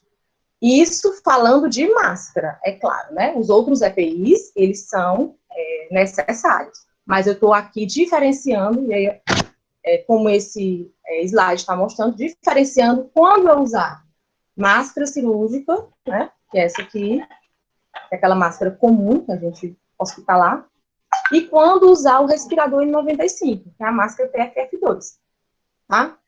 Já quando existe procedimento gerador de aerosol, essa partícula do aerosol, ela é uma partícula menor, que 5 micras, né?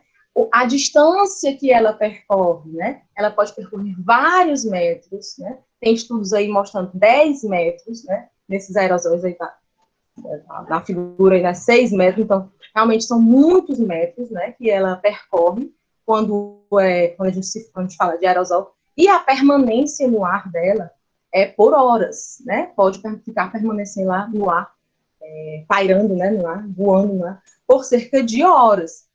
Então, é necessário, quando se há procedimento gerador de aerossóis, a utilização de máscara N95.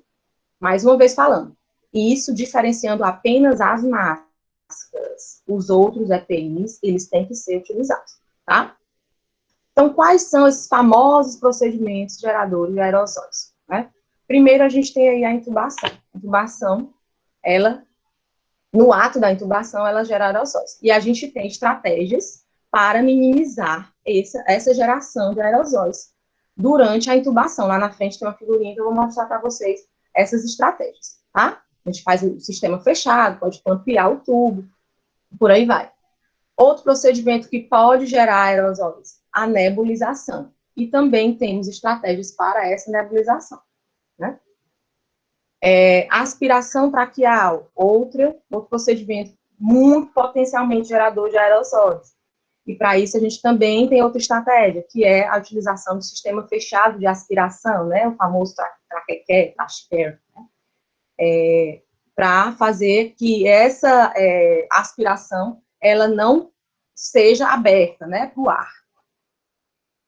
A utilização de ventilação mecânica não invasiva. Como é essa ventilação mecânica não invasiva? É aquela ventilação positiva, né, aquela ventilação por pressão positiva, com o uso do ventilador mecânico, porém, o paciente não está entubado. Você usa aquela máscara, né, que fica bem aderida, apertada no paciente, tipo uma máscara de ambu, de respirador manual. Esse procedimento, ele também é um procedimento potencialmente gerador de aerossóis. Então, também é necessário aquela paramentação com a máscara N95 ou FFP2. Reanimação cardiopulmonar, né, é outro procedimento gerador de aerossóis. Então, gente, tudo isso que eu estou falando, né, quando forem acontecer esses procedimentos, você deve estar todo paramentado e usando a máscara N95, a máscara respirador N95, tá?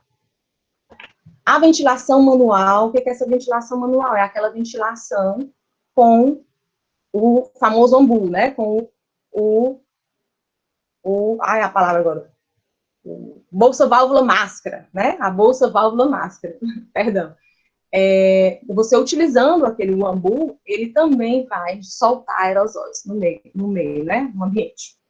Tá? Então, essa ventilação manual também é muito potencialmente geradora de aerossóis. No começo, né? No começo, muitos profissionais, eles diziam até que era totalmente contraindicado fazer essa ventilação manual. Né? Então, ficou aquela coisa...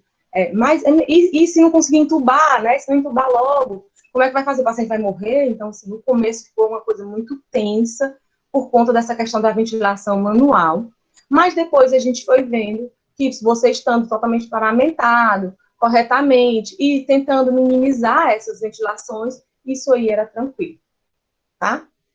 Então, o segredo, gente, é sempre o quê? Estar bem paramentado, estar bem vestido, né? Estar bem equipado de equipamentos de proteção individual, para que você minimize essa aspiração desses aerossóis.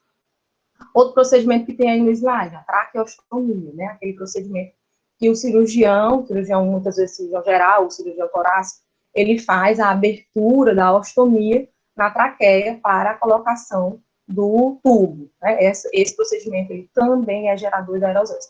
E um procedimento que não temos aí, que também é gerador de aerosóis, é a coleta do suave, né? Coleta do suave nasofaríngeo.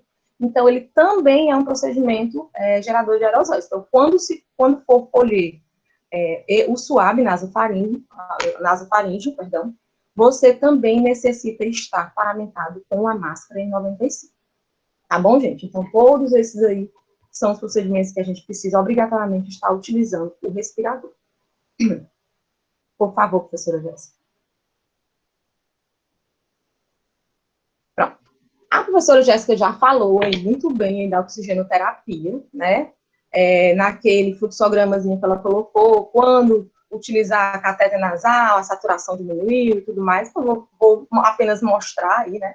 Então, o que a gente tem é que os pacientes com COVID suspeita ou confirmados, eles utilizam apenas, né, de suporte ventilatório não invasivo, a cânula nasal ou catéter nasal, isso para quando a PaO2 ela tiver maior que 75, né, maior que 75, você usa aí de 3 a 5 litros, como ela falou, ou a máscara reservatório, quando essa PaO2 ela tiver abaixo de 75, né, entre 63 e 75, e essa máscara reservatória a 100%, você usa ela a 10 litros, tá? Por que ela usa? Que a professora Jéssica até comentou, né? Porque ela tem, não sei se vocês conseguem ver, aqui na lateral, ela tem, assim, uma tampinha, né, dos dois lados. Pronto, obrigada, professora. Na lateral, ela tem duas tampinhas, que elas ocluem quando o paciente inspira ou expira. E aí evita essa geração de aerossóis, né? Já a máscara de Venturi, né, aquela máscara que a gente conhece, tem os bicos dosadores, tem várias porcentagens, essa máscara ela não é indicada, porque ela tem esse orifício aí ao lado, né, nas duas laterais, que ela faz com que o procedimento, né, que o paciente ele gere aerosóis.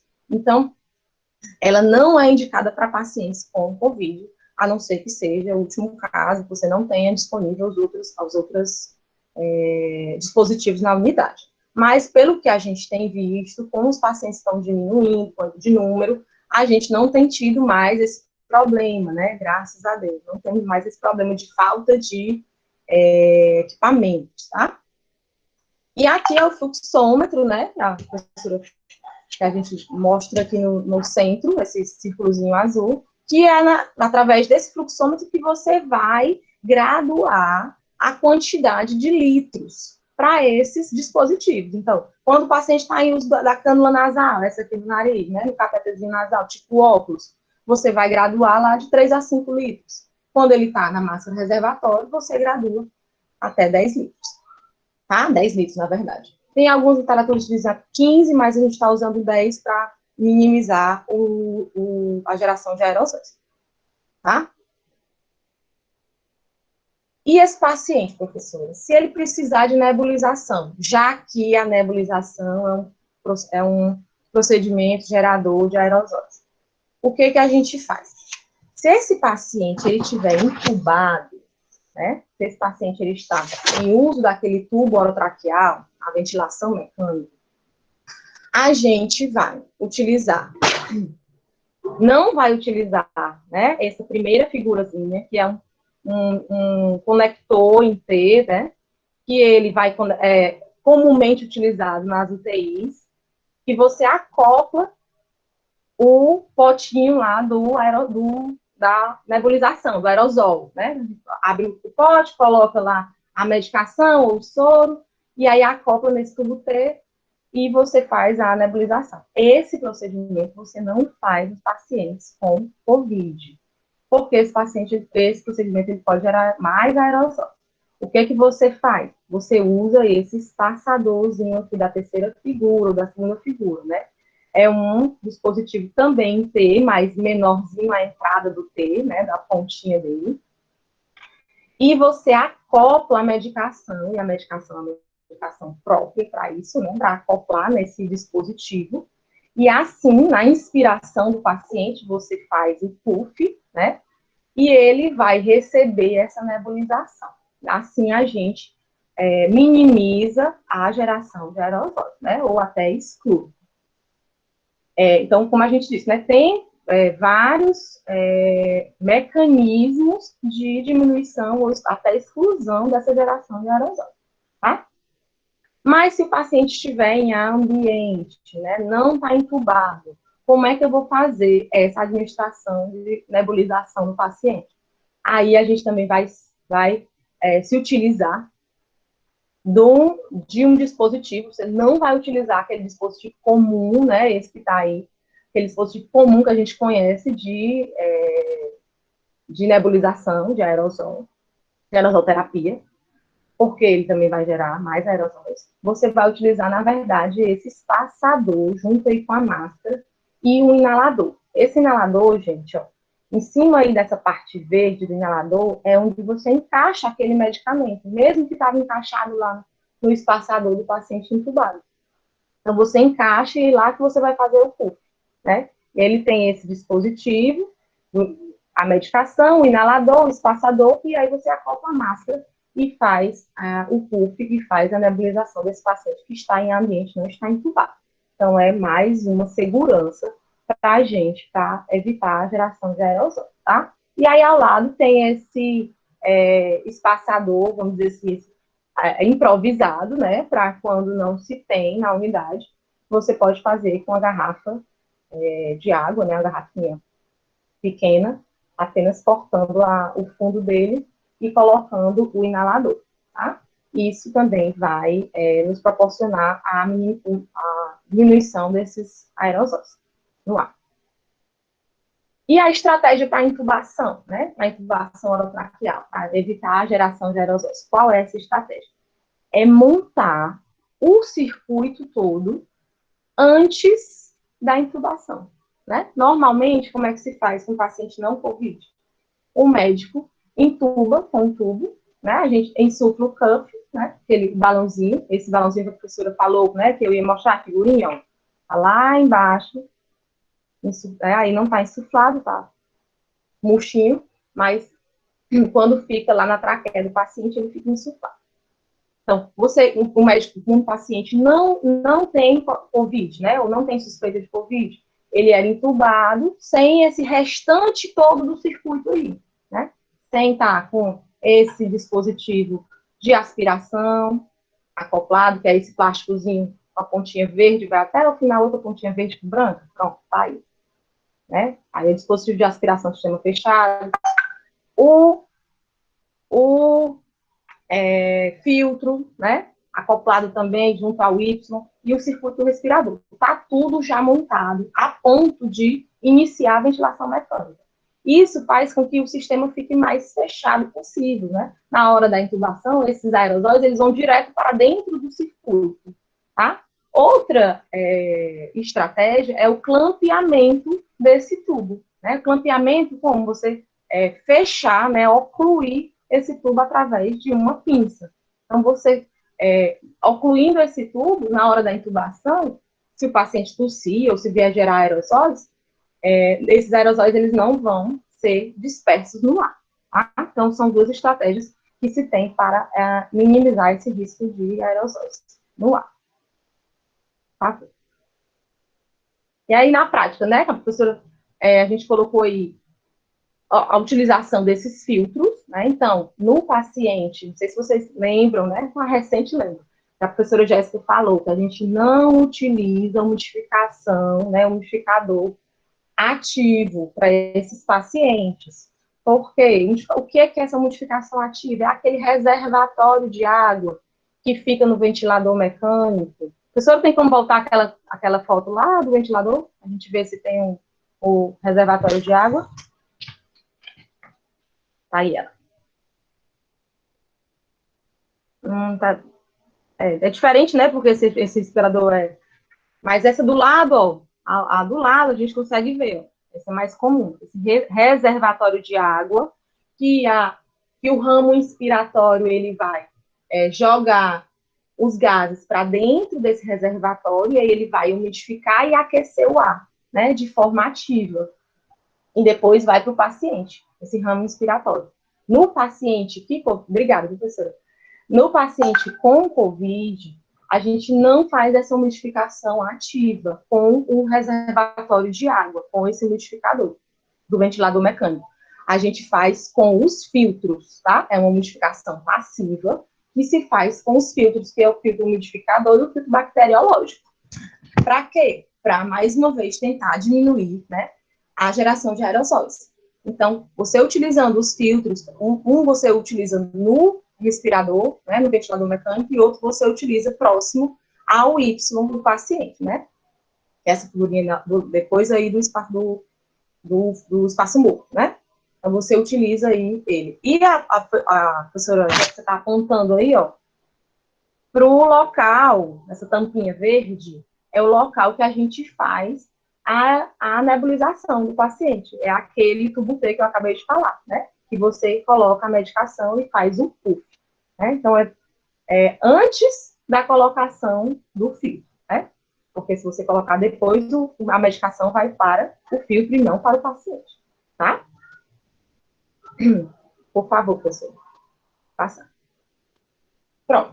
Equipamentos de proteção individual. Então, essa figurinha, ela está mostrando os equipamentos que a gente vai utilizar lá na prática, né? Então, você vai utilizar gorro, óculos de proteção, óculos protetores, ou a viseira, que é a Face Shield, né? Todo mundo conheceu aí já. A máscara N95, isso na geração de aerosóis. Se for um procedimento que não vai gerar aerosol, pode utilizar a máscara cirúrgica. E o avental descartável, tá? A gente, para ver a questão de como coloca e como retira, né? Qual é essa ordem? O professor pode dar o pause aí na sua para eu colocar o protocolo aqui da. Obrigada. Eu vou colocar, gente, um cartaz que é do protocolo da Secretaria de Saúde, na Escola de Saúde Pública, que mostra, né, os cartazes da paramentação e da desparamentação, no caso de geração de aerosóis e no caso de não geração de aerosóis, tá? Vamos lá apresentar aqui, só um instantinho.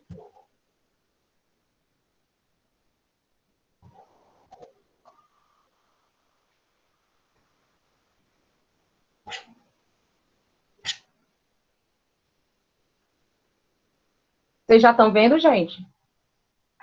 Falei aí no áudio, se tá ok, se dá para ver o cartaz da Escola de Saúde Pública. Já tá ok? Porque eu não consigo ver você. Falhou o áudio. Sim, tá ok. Tá aparecendo. Pronto. Então, vamos lá. Mais uma vez, o que eu falei no comecinho da aula, né? Esse protocolo passo a passo, por mais que ele seja generalizado, né? Ele é um protocolo generalizado, cada instituição tem sua particularidade, dependendo do quê? A instituição, ela tem enfermarias separadas, ela tem enfermarias conjuntas, você vai ficar na unidade de terapia intensiva, você vai ficar na classificação de risco, você vai ficar numa enfermaria infantil, sei lá, né? Então, cada setor de cada unidade trabalha com um protocolo diferenciado, né? De acordo com aquele perfil daquele paciente. Então, o que eu vou falar aqui é um geral, né? Um geral de orientação da Escola de Saúde Pública do Governo do Estado, do Ceará. Mas, quando vocês chegarem lá no dia, vocês vão, com certeza, ser orientados naquele setor que vocês estão, como é a paramentação e como é a desparamentação. Às vezes, muda um detalhe, o que coloca primeiro, o que coloca depois, ou quanto tempo fica com aquele material, quanto tempo fica sem o material, tá bom? Então, são particularidades de cada unidade, de cada setor que vocês vão ficar, tá?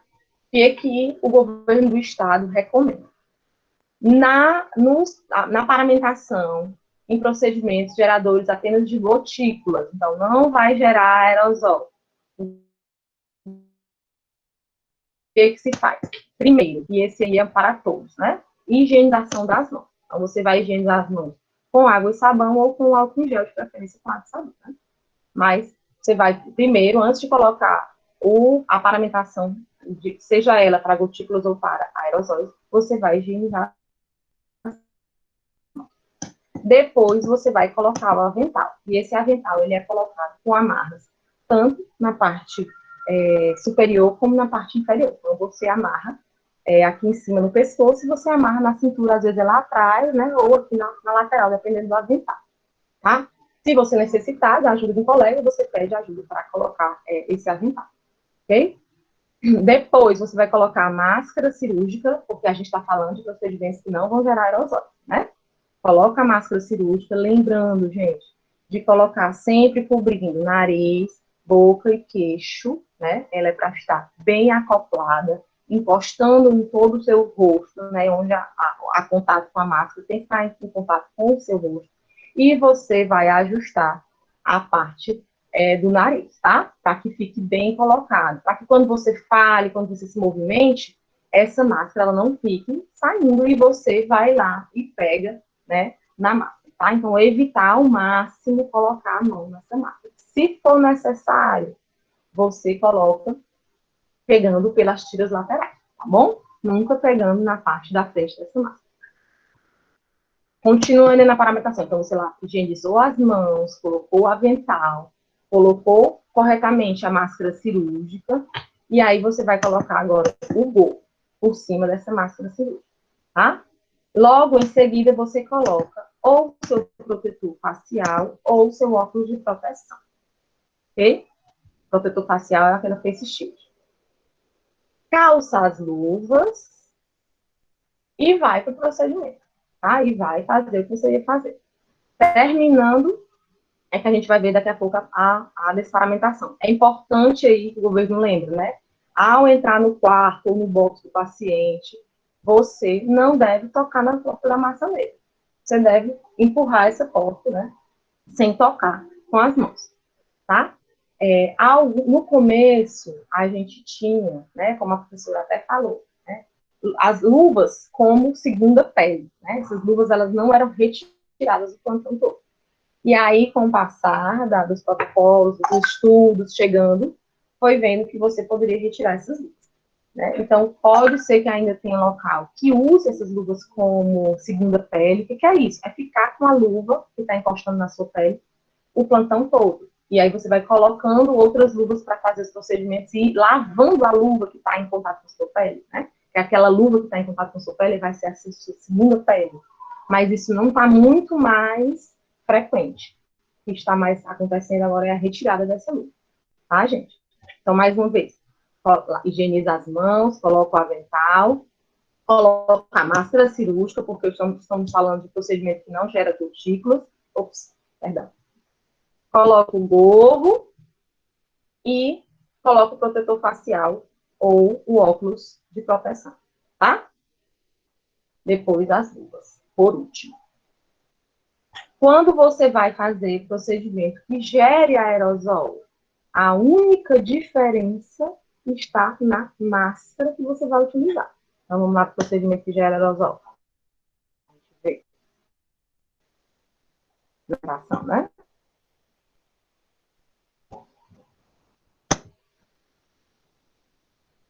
Então, tá aqui, ó. Procedimento gerador de aerosol. Aí ele fala, né? Intubação, nebulização, ventilação não invasiva, aspiração, coleta de suave, traqueostomia, bem vários, né? O que você faz? Higieniza as mãos, coloca o avental, né? Colocando em cima, amarra em cima e embaixo. Coloca a máscara, e agora não é mais a máscara comum, a máscara cirúrgica, agora é a máscara com respirador em 95, PFF2. E essa máscara, gente, ela tem uma particularidade. Na hora que você posiciona ela, você tem que fazer o teste de vedação, vamos dizer assim. Você tem que fazer o teste para ver se ela está bem posicionada. Como é esse teste? Você colocou lá a máscara, ajustou o nariz, você vai respirar, inspirar e expirar. Quando você inspira, essa máscara é para ela amassar, né? Vir com você. E quando você expira, para essa máscara se direcionar para longe de você, né? Porque assim a gente sabe que essa máscara está bem adequada à sua face, tá bom? Ao seu rosto. Então, você, na hora que coloca a máscara, faz esse teste, para ver se está bem posicionado. Se não tiver, ajusta, elástico, coloca para que fique bem aderido ao seu rosto, tá? E aí faz o teste de novo, até que esse teste seja positivo, até que na inspiração a máscara venha para você e na expiração a máscara se distancie de você, tá? Ela amassa e ela desamassa. Coloca o gorro, coloca o protetor facial ou os óculos de proteção, né? E em seguida coloca as luvas. Então, vocês percebem que essa paramentação, né, no geral, ela só tem uma diferença para procedimentos geradores de aerosóis e procedimentos não geradores de aerosóis. Qual é? A máscara, né? Quando você vai fazer procedimentos que geram aerosóis, você usa a máscara N95. Quando você vai fazer procedimentos que não geram aerosóis, você usa a máscara cirúrgica, máscara comum. E a desparamentação, né, e a retirada desses EPIs, como é que é? No caso aqui da retirada de EPIs para procedimentos geradores de aerosóis, primeiro você retira o avental e as luvas em bloco, é o que eles recomendam. Como assim em bloco? Você tira os dois ao mesmo tempo, né? Quando você retira, você desata, né, os laços que você deu. E nesse momento você também pode, se você não tiver, né, não estiver conseguindo, você também pode pedir auxílio ao colega.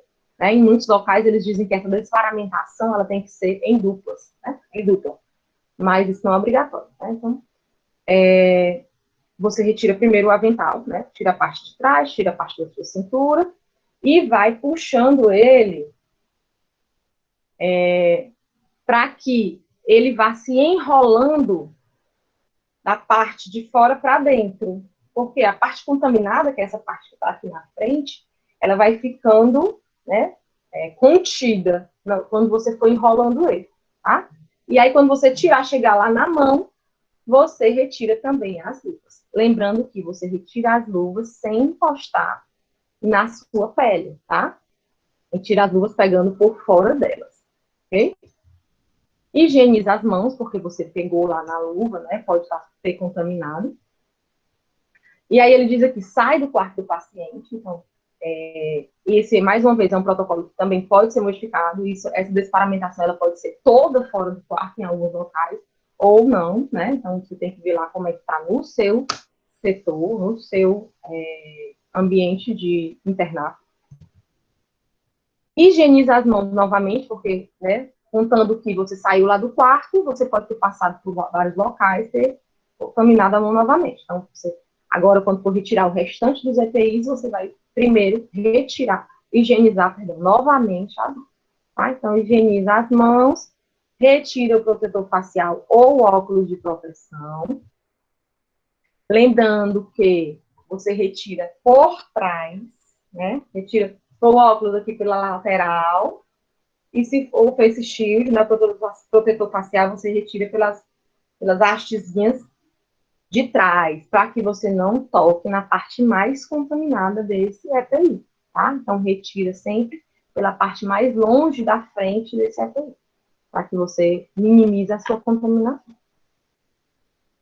Aí você retira o gorro. E o gorro, ele também deve ser retirado por trás, tá? Então, você pega aqui atrás do gorro, não pega por dentro do seu cabelo, pega por fora, né, do gorro, e retira ele para que você também não se contamine.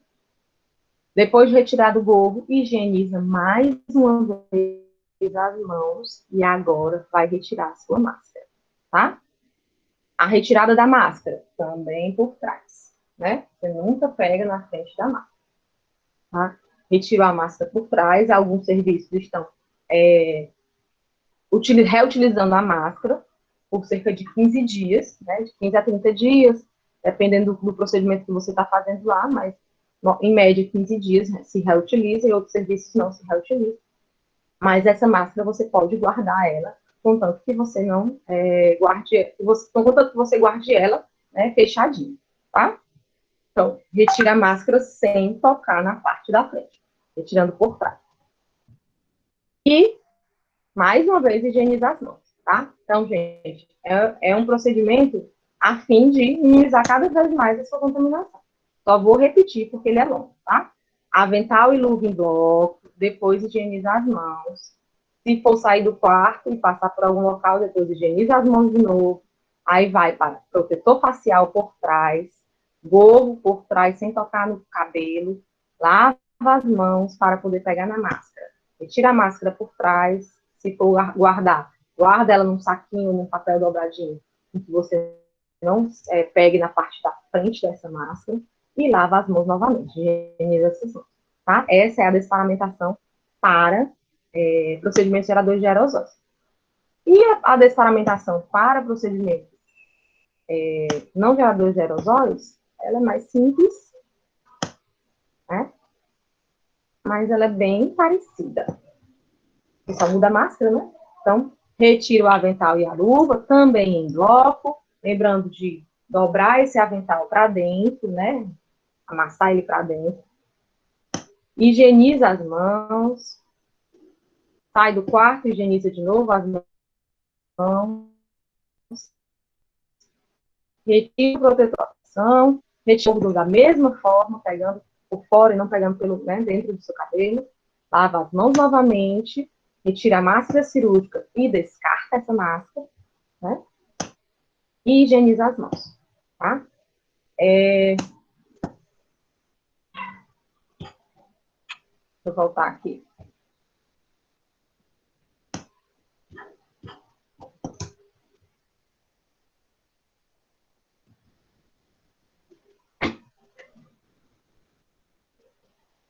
Parou a apresentação. Gente, é importante...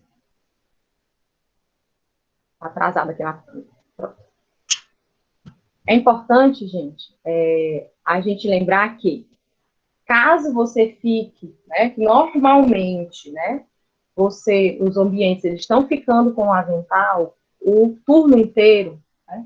Caso você fique 12 horas no seu internato, você vai retirar o avental, você vai desparamentar-se na hora do almoço, né? Na hora da saída do intervalo. Então, você vai ter, para você, 2 aventais, né? Um para o período da manhã e um para o período da tarde, caso você seja internato manhã e tarde, tá? E acho que é isso, né, gente? Agradecer, ficar aqui disponível para alguma pergunta. Professora Jéssica, viu aí alguma pergunta no chat enquanto eu estava colocando? Pessoal, sim, eu vi. Aqui tá assim, né, um burburinho em relação aos EPIs. Então, pessoal, eu queria tranquilizá-los na medida do possível, de que a gente já tem se mobilizado muito, coordenação do internato, professores, para conseguir essas compras, já foi autorizado, tá? A gente está esperando chegar. No entanto, em relação à Face Shield, eu não tenho como garantir para vocês de que, peraí que tremeu, de que a gente vai conseguir fornecer enquanto instituição. Eu acho que até alguns grupos já começaram a tentar adquirir. Eu não sou a pessoa, acho que a professora Clarice também não, a gente não está tão a par, porque acaba que está tudo sendo muito decidido agora, tá? Então, em relação à Face Shield, provavelmente isso é algo que o aluno vai precisar adquirir. Mas lembrem que a Face Shield vocês vão ficar usando ela enquanto for necessário, assim, né? Na medida do possível, porque ela é um equipamento de proteção que pode ser higienizado assim como o óculos, tá? Mas isso é algo que a gente pode discutir com a coordenação para entender melhor. No entanto, essa a informação que eu tenho das nossas últimas reuniões. Pode ser que mude ou que tenha mudado, tá? No entanto, os demais EPIs, eles serão fornecidos sim. Aí, provavelmente, a gente vai ter uma estratégia de semanalmente a gente não vai vê-los. Então, semanalmente a gente vai fazer essa distribuição, né, para que não acabe também havendo um uso, como eu posso dizer, não é desnecessário, mas é irracional. Antes a gente entregava os EPIs para o preceptor, né? E agora acaba que a gente provavelmente vai fazer kits, coisas desse tipo, que nem na assistência como a gente está vivendo, né? Eu tenho que assinar quando eu recebo o meu kit, porque qualquer coisa está ali assinado que eu recebi, né? Não estou dizendo que a gente vai fazer isso, mas provavelmente sim. Eu só estou colocando para vocês que a gente vai ter um controle disso que provavelmente vamos estar entregando para vocês semanalmente dispensando o material que vocês vão utilizar para a semana. Quer falar alguma coisa, professora? Quero só responder a pergunta da Rosilda, que ela perguntou aí sobre a vestimenta e pijama cirúrgico, né? Se pode usar o pijama cirúrgico e qualquer cor. Isso é uma negociação campo a campo, Rosilda. Então, a gente está tentando ver como é que vai ser essa questão. Então, você vê com o seu orientador, né? Como é que está essa negociação com a secretaria do local que você está no internato e com a educação permanente do local, né, do hospital, com a gerência de enfermagem. Gente, é tudo muito novo, né? Os protocolos todos eles estão surgindo.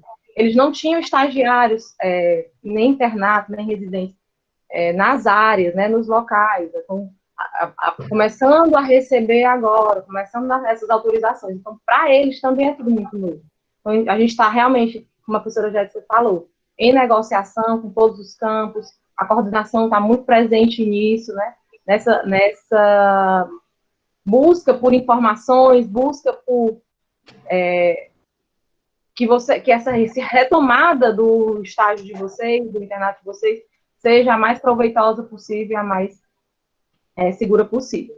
Tá? Então, isso realmente é uma questão que a gente não tem como responder agora, exatamente, porque é uma pergunta que tem que ser direcionada para o campo de estágio que você está inserido, tá? E sobre a Face Shield, a gente entende, acolhe, assim, o que vocês estão colocando. Mas, enfim, tem dois lados, e aí a gente vai tentar fazer da melhor maneira possível, né? Para tentar ajustar as duas visões, certo? Aí, aqui em relação à pergunta sobre a N95, se agora eu estou em um lugar que é gerador de aerossóis, né? Que tem algum procedimento de gerador de aerossóis, eu fico com a N95, aí depois eu acho que aqui não é gerador de aerossóis, eu tiro. Não, pessoal, se vocês estão com a N95, vocês vão permanecer com a N95 durante as 6 horas, tá? De preferência sem tirar. Vocês vão tirar nesse momento que a professora Clarissa referiu. Na hora do intervalo, se vocês forem dar um plantão de 12 horas, na hora do almoço, vocês vão tirar a N95 de vocês. De preferência, já tem um envelope de papel no bolso, que não precisa ser um envelope. Pode ser uma folha de papel rascunho, aí você grampeia ela bonitinho, para quando vocês forem para o intervalo do almoço, vocês acondicionarem a N95 de vocês, porque é melhor no envelope de papel do que no de plástico. Por quê, professora? Não sei ainda, eu só sei que essa é a orientação que a gente tem recebido nos campos. Deve ter alguma relação com a disseminação, né, dos aerossóis que estão... Eu acho que é com a duração do vírus no papel e no plástico. Que deve ter alguma coisa nesse sentido, mas assim, não sei falar o mecanismo, só sei que é interessante que seja no papel, certo? Aí, que mais? Acho que tinha alguma coisa além desse negócio da máscara. Então, assim, vocês vão tentar. É chato, pessoal, de se acostumar inicialmente. Faz um pouquinho de machucado no nariz. Amanhã eu vou estar de plantão, aí é porque não tem coisa, mas eu chego, isso aqui meu fica vermelhinho, a orelha dói um pouco. Então, assim, tentem se preparar psicologicamente para isso. A gente, às vezes, usa um band-aidzinho aqui, algumas proteções, tá? Porque o interessante é que a gente não mexe, assim. Tem de 2 em 2 horas, que nem mudança de decúbito, você pode, tipo, mudar o canto do elástico, mas lembrando de estar com a mão higienizada, tá? Para não ficar com as marcas tão grandes aqui nessa região, tá? Mas no respirador, em 95, não é interessante ficar mexendo, ajustando muito. Uma vez que você ajustou na hora da paramentação e tal, fez o teste de vedação, o interessante é que não mexa mais até você ir para o seu intervalo de almoço, ou então ir embora, se você tiver 6 horas, certo? Tem mais alguma coisa? Eu acho que tem que falar também, Jéssica, lembrar da questão da chegada em casa, né? Bom. A chegada em casa, você retira o seu sapato, né? Não entra com o sapato em casa, vai direto tomar banho, não evita tocar nos locais, na mesa, tocar onde você estiver. Lembrar também da questão da roupa, né? Colocar ela separada, não deixar ela em cima da cama, por exemplo, né? Colocar ela em qualquer local. E o celular, né? Na verdade, você deveria deixar seu celular guardado na bolsa e nem entrar no serviço com ele, né?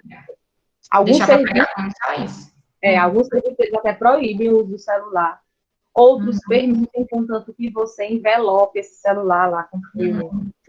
Tem uns bichinhos, o pessoal tenta empreender, né, com tudo. Hoje em dia tem protetorzinhos, né, mas às vezes eu passo até o filme transparente, porque no meu caso eu preciso, porque a gente ainda não tem uma comunicação muito bem estabelecida com o controlista, e acaba que a gente precisa utilizar para falar com as pessoas que estão no mundo exterior. Mas aí vai muito de lugar para lugar, né? Então, assim, essa questão do banho, né, ressaltando o que a professora falou, em alguns lugares vocês vão ter até a possibilidade de tomar um banho na própria instituição, que é o que a gente até, principalmente no começo, a gente tomava um banho para sair do hospital, tomava um banho quando chegava em casa, então, assim, é interessante que tenham, assim, o bom senso, né, Então, vocês vão se higienizar da melhor maneira possível quando chegar em casa. Quem tem filho, tenta não chegar nem perto até terminar, até escovar o dente, eu escovo. Assim, eu chego, tomo meu banho, de preferência a gente lava o cabelo, é interessante que você lave até o seu cabelo também, e aí deixa o sapato fora, como a professora Clarissa referiu. Se quiser já higienizar com hipoclorito, a solução de hipoclorito, que é aqui boa, né, água sanitária, é interessante. Tem famílias, se for tipo minha mãe, ela já tem um pano de chão com aqui boa na porta de casa direto. Então, assim, tentem colocar as coisas de vocês no sol e já coloquem a roupa para lavar. Tem algumas recomendações de dizer, não, deixa no saco plástico 3 dias e só abre depois. Mas isso a gente faz mais para o paciente que ficou internado dias e dias. Aí também tem a questão de que eu lavo sozinha minha roupa. Mas se vocês forem ver evidências científicas, não, com água e sabão mata o vírus. Então, poderia até lavar junto com outras roupas. Mas aí vai muito do bom senso de cada um, tá? O que precisa ficar aqui registrado é que vocês precisam se higienizar assim que chegarem em casa, não, tipo assim, não tocar em nada, interruptor e maçaneta. Acaba que as coisas estão mais brandas, mas para vocês, a maioria de vocês, né, não sei se é a maioria, mas muitos de vocês vão estar entrando nessa vida agora. E não necessariamente vocês vão estar nas unidades do Covid, mas é interessante que tomem os mesmos cuidados, porque ninguém sabe como é o retorno, se é de ônibus, se é de Uber, se é de moto, se é de não sei quem, então a contaminação pode acontecer até nesse caminho de volta. E lembrem de usar as máscaras de pano, ó, se vocês têm acesso à máscara cirúrgica, nos caminhos, tá? Nos caminhos. O que mais? Mais algum? Falar da Face Shield. A gente vai levar a Face Shield para casa? Pessoal, assim, tem alguns profissionais, inclusive, que mesmo tendo a Face Shield no hospital, eles acabam querendo a própria, porque às vezes é um pouco incômodo, então você acaba solicitando a fabricação de uma Face Shield que se ajuste melhor ao seu rosto, tá? Obrigada a Face Shield, pode ser o óculos também. Eu não, assim, não sei se a gente, enquanto internato, já fechou que a obrigação é a Face Shield. Mas, na prática, na assistência, a gente também usa o óculos como a substituição da Face Shield. E a gente higieniza e leva para casa. Se você tem um carro, né? Não sei. Higieniza ela e deixa ela num lugar reservado, no porta-malas do seu carro, bem como o seu sapato. Se não tem, então deixa um lugar específico na entrada de casa, ou então termina o que você tem para fazer e higieniza. Sabe? A gente vai criando maneiras de ir vivendo e se ajustando a isso, tá? Quer mais? Alguma coisa? Acho que não, acho que foi tudo. Capa de mergulho ou filme transparente? O negócio de celular, né? Pronto, pessoal. Essa N95 vai ser usada a cada plantão mais de uma vez. Pessoal, eu não sei responder essa pergunta, mas eu tenho quase certeza que isso já está pactuado, tá? E aí é interessante que os preceptores podem, ou os professores supervisores podem responder à medida que a gente for entrando no campo de estágio e distribuindo esse material para vocês, tá? Mas não, acredito que pode ter grandes chances da gente reutilizar a N95 sim, uma vez que há enfim, essa margem, digamos assim, nas orientações de que uma N95 pode durar 15 dias, digamos assim. Mas eu não sei falar para vocês qual é o tempo específico. Aí a gente vai se informar. Não se preocupem que hoje é dia 1º, que até o dia 20, quem vai entrar só dia 20, vocês já vão estar cientes de tudo isso. Tá certo, pessoal? E obrigada pela disponibilidade, pela atenção, né? Espero que as coisas ocorram da melhor maneira possível e que o aprendizado seja, acho que com certeza será, né? Redobrado, assim. Vocês vão sair férias e excelentes profissionais para já serem captados para o mercado de trabalho.